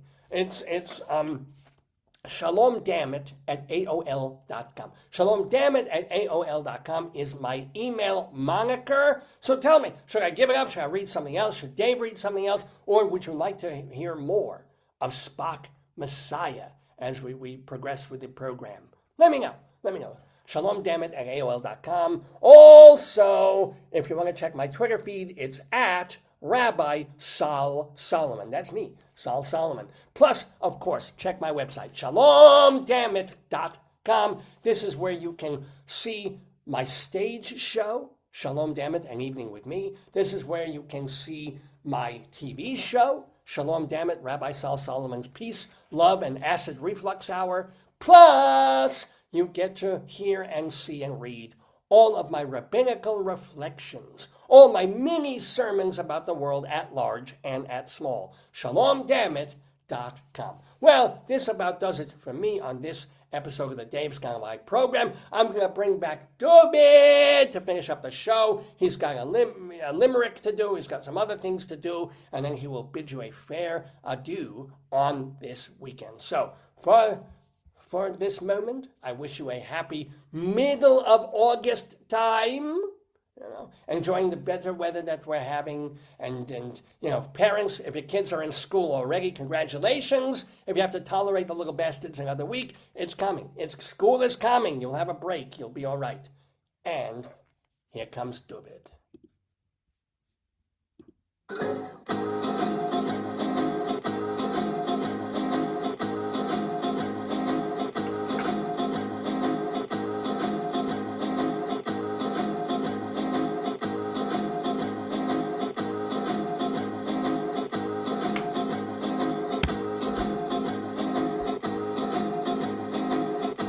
Yeah, story time there with Rabbi Sol Solomon on Dave's Gone By. So, ladies and gentlemen, it is almost noon, amazingly enough, here in the Daverhood. I'm Dave Lefkowitz. And my darling and adorable wife has returned to help with some of the accoutrements and implements here of the program.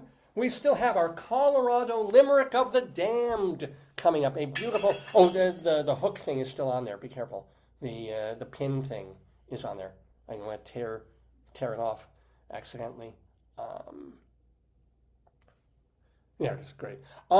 So we have our limerick, and we will get to that, but not before it's time to thank so many of the people who have joined us in the Daverhood on Dave's Gone By. Not just this week or this month, but since we first started on the program back in 2002.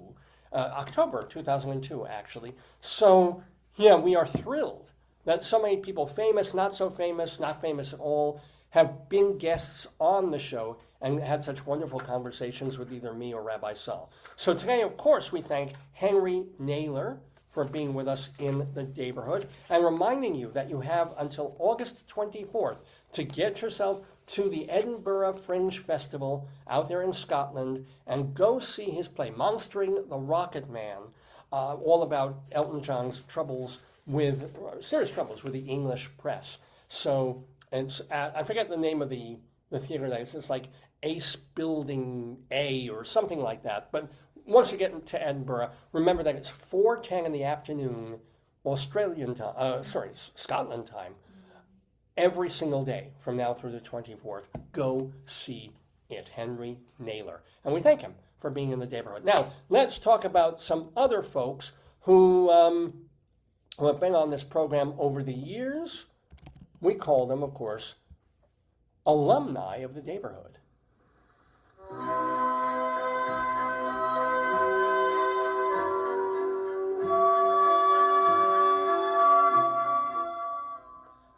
So among the alumni of the Daverhood, hate to start with bad news or sad news, but kind of have to. We're wishing condolences to our friend of the Daverhood, Ellen Mandel. She is a musical artist who has done a lot of downtown stuff. She's okay, but her partner in crime for many, many years, Michael Lydon, who was also on this program, passed away at the age of 82 from Parkinson's on July 30th. So Ellen and Michael, they were together on our show. They also were together when I was doing Stage Buddy Live in New York. They came and they performed, she on the piano, I believe him on the guitar.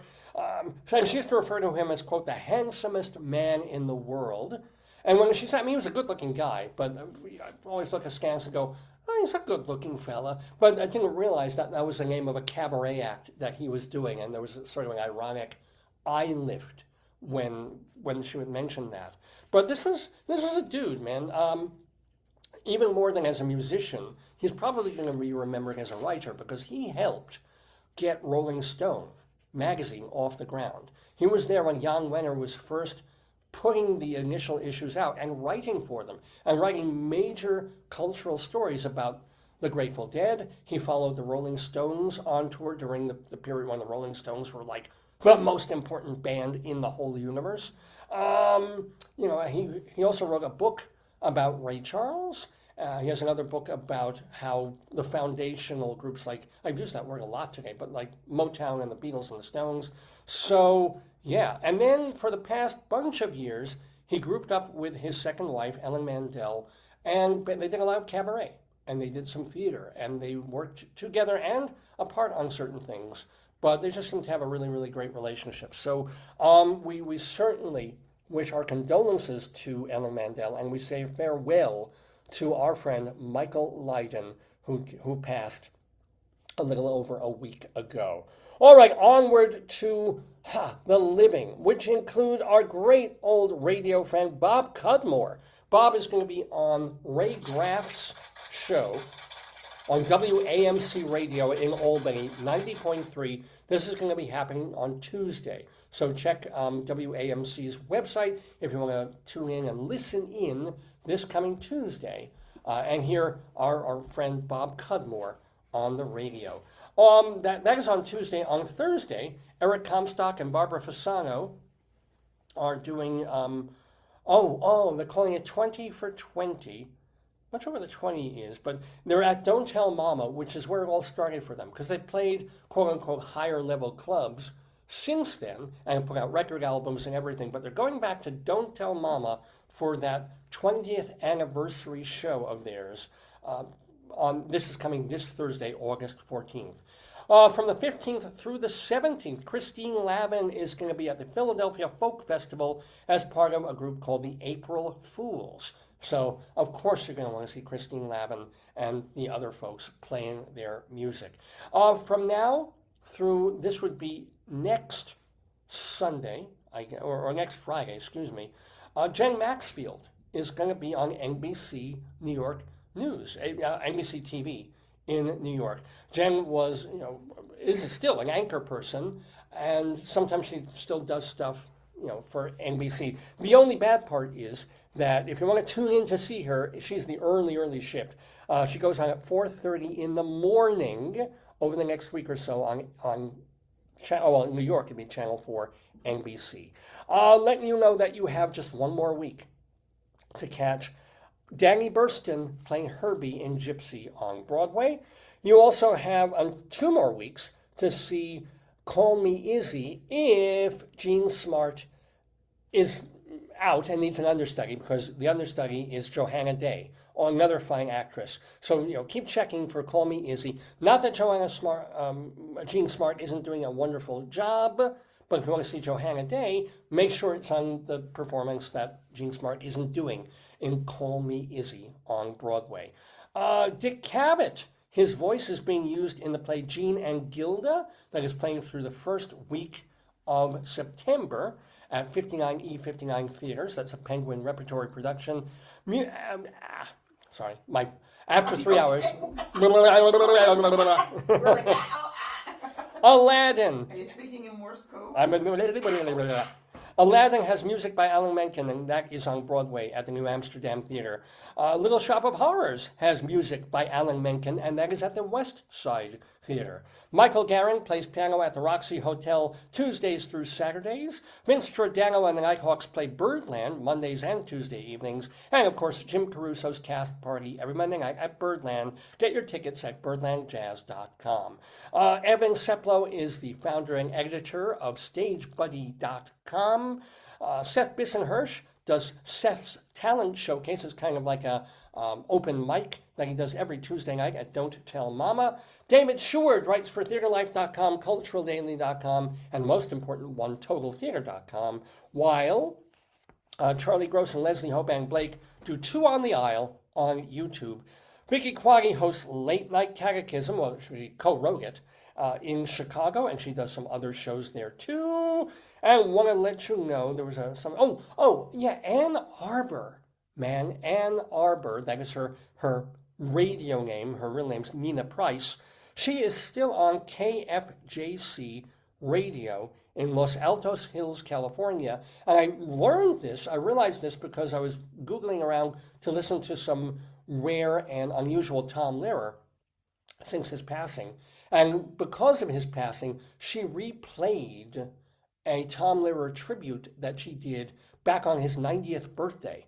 And it includes a lot of the regular Tom Lehrer material, plus some rarities and some interview clips. It's a very cool show that she did on KFJC a couple of years ago. So yeah, it's great to know that one of our friends in the Daverhood is still going strong on terrestrial radio, Ann Arbor. And those, my friends, no, I'm sorry, it's not in Ann Arbor, Michigan. Her name is Ann Arbor. The radio station is in Los Altos Hills, California. Those, my friends, are the friends of the Daverhood.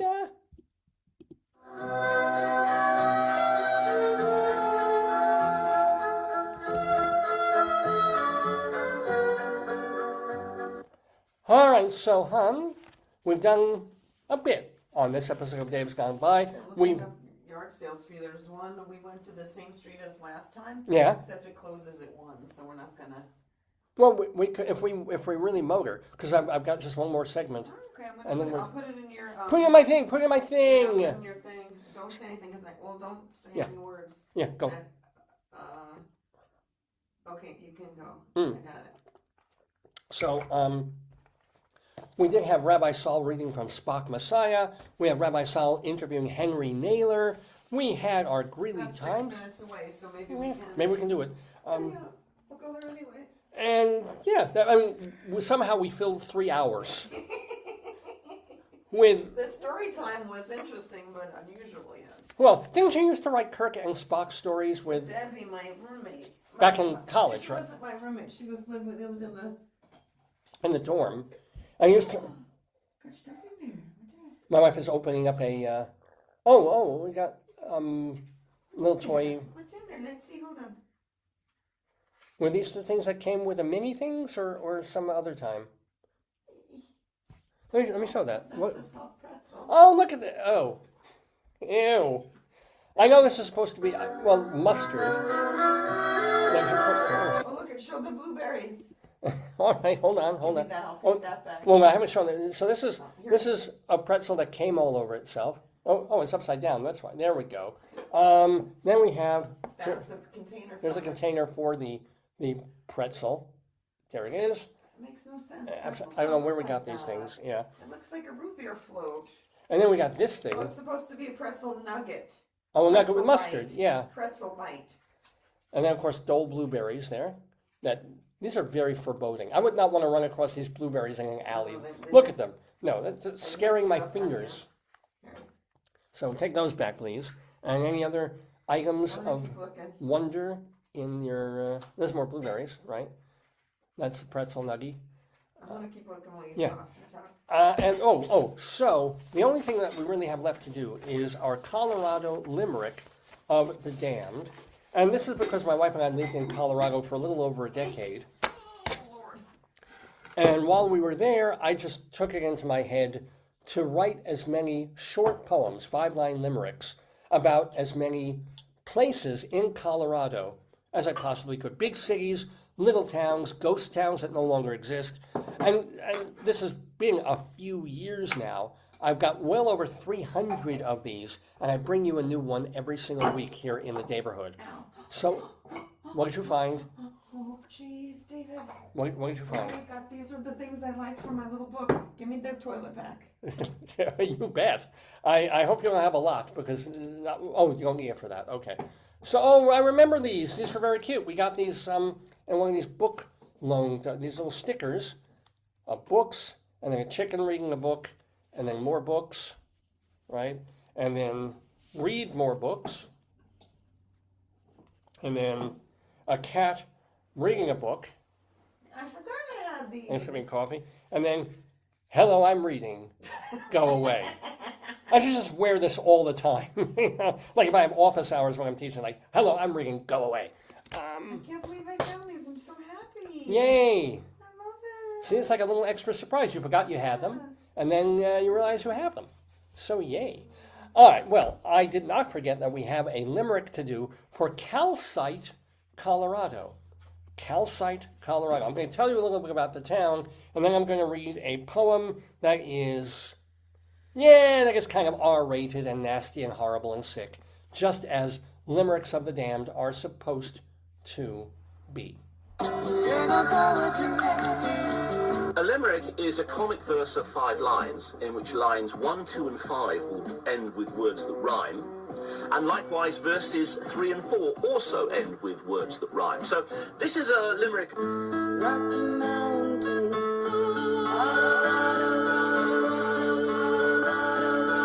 Colorado, indeed. We go to the Rockies for yet another place in our continuing saga of limericks of the damned. And we go to a place that was, not really is, but was called Calcite, Colorado. It was originally named Howard Quarry, obviously a mining town, but then renamed for the mineral that they actually found there, calcite. It is now considered an extinct town in Fremont County, south central Colorado. One of the reasons they put the mining town there was it ran along a creek. They did coal there, and it's at the base of the Sangre de Cristo Mountains. So probably very scenic as well. Most of Colorado is. Means Blood of Christ, yeah. Well, now but red rocks should be Sangre de Cristo because they're red. They look Are like, they? They're well, orange. orangey, yeah. Yeah, orange. Anyway, from 1904 through 1930, they had a post office there, and at its peak, the town had like 200 people living in it. It was very much a company town. So they built a this, they built a that. Workers had to shop at the store, there's nowhere else. And then, of course, what they spent at the store would be deducted from their paychecks. It was that whole Pullman, everything contained, and the company running literally everything. But by 1930, what happened was that the limestone that they were mining was judged to have too much silica in it, which made things either not as good to mine or not as easy or something. And so the miners moved on and abandoned the town. Nothing is left there now except abandoned buildings and structures of the mining camps. There are tours given there where you can go and see where the miners used to live, this building of the factory and this, yeah. What I don't understand is if there's such a population thing, and there's so many humans in the world and so many people in America and people jammed into little, studio apartments and things, and yet there's just like towns that haven't Because been... people, like, I was watching the Indian Matchmaker, and they were saying the same thing. People want to live in the city. I guess. So there might be places where nobody wants to live, right? But you're only going to be like, say, 10 miles from a more developed... Yeah, but maybe people don't want that. I don't know. And also jobs. Like, Yeah. now with remote work, it's different, but when people had to live near their jobs, they had to be... You couldn't live in... Yeah, you couldn't live there 30 miles away because you from... couldn't commute. Yeah. Now you can commute or you can do telework, but you True. couldn't do that in the past. It just amazes me that they leave perfectly good land available with dilapidated, empty structures on. And now, of course, because the structures are so old, they have historic interest. Probably unsafe. Yeah. But I mean, you just turn it into something and suddenly you have a community. How long will it take? 5 years? It just seems like when you go through a place like Colorado, there's so many places like this, which means it's probably the same in Arizona, probably the same in Nevada, probably the same in parts of Texas too. And it's like, wait, you can populate this. We can irrigate. This could be livable in not a very long stretch, and you can make a more suburban sprawl, if you will, or rural sprawl, depending on where. I don't know. I do not know from city planning one thing. What I do know is how to write... You're a driving avatar. I made a driving avatar. Oh, thank you. Like that. But what I do know from is writing tasteless, sick limericks about various places in Colorado. That's why they're called the Colorado Limericks of Damned. And yes, I do have a brand new poem about Calcite, Colorado. Ahem. In order to keep their morale tight, a cadre of Cub Scouts from Calcite abducted a brownie and made her go downy, but screamed when they felt that poor gal bite.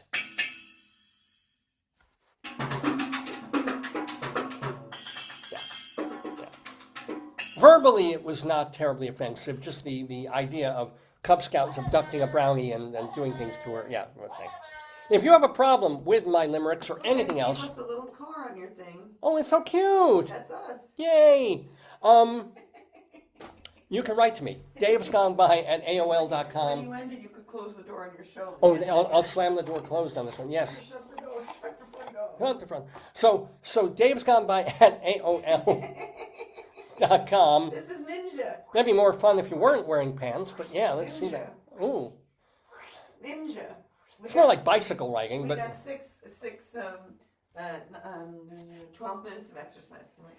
Oh, yeah, we've been doing exercise together. I'm practicing it because, Yeah, cool. Anyway, davesgoneby@aol.com is the email to reach me. Love to get your letters, your suggestions, your comments. I don't love to get your complaints, but if you have any, I'll read them, and sometimes I'll even write back. davesgoneby@aol.com, or feel free to message me or drop your messages right on our Facebook page. Remember also that I have an Instagram page, David Lefkowitz. Oh, it's so cute. So is that going anywhere, or is that just a visual image? Yeah, that's our little car. Normally it has like a little arrow, but I made it us. Yay! That's how we look when we drive in that. Can I show, or... No, because it has our address. Oh, yeah, don't show that. That would be something you want to But they can't see it. They don't know what you're looking at. No, it's a little icon for the car on the driving app. Yeah, because as soon as we end the show, we're going to go right to that yard sale, because I must. It's still 1 o'clock, so I don't know, David. Well, we're going to finish up in like 2 minutes. 16, I don't know. We're 2:16, and we're probably a mile away, 2 miles away, yeah. Remember, davesgoneby.com is our website where all our archives reside. You can literally listen to or watch almost every show we have ever done, every interview we've ever done, every skit. It's all there, davesgoneby.com. Plus, you'll find our Dave's Gone By channel on archive.org and our Dave's Gone By channel on castbox.fm if you just want the audio as podcasts. Remember, we have a YouTube channel, Dave's Gone By. Most of our stuff is there. It's just some of it has been muted or blocked because when we played music, it ran into copyright foul, whatever. And also this Facebook page. So, ladies and gentlemen, on this August 9th, 2025... Here, you should end like this. Oh, okay, yeah. This should be a grilly time. Yes. I am Crazy Squirrel with bubbles. Remind me, I want to put these up on the wall when we do the show. I'll leave them out Yeah. for you. But for now... You want they got another one. No, they have to go back in because we're putting stuff away. But this ends the 994th edition of the Dave's Gone By show. But we should be back next week with the 995th edition of the Dave's Gone By Facebookio Podcastio Programmio of the stream. I thank you. I'm the producer and host of the program, Dave Lefkowitz. And don't forget, I forgot to do this the last few weeks.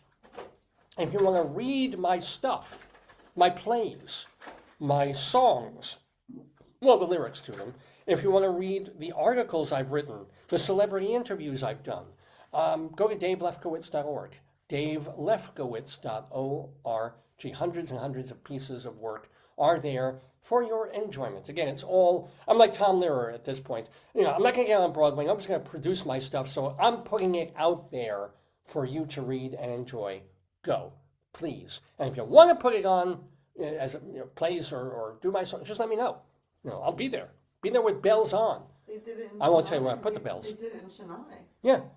Just by putting my play online, a group in Chennai, India, did my play Blind Date. So please check it out, davelefkowitz.org. Well, it's about 20 after 12. It's time for us to vacate the Daverhood with our usual music. Days gone by, days gone by, days gone by. Oh, shut the front door. And gone by.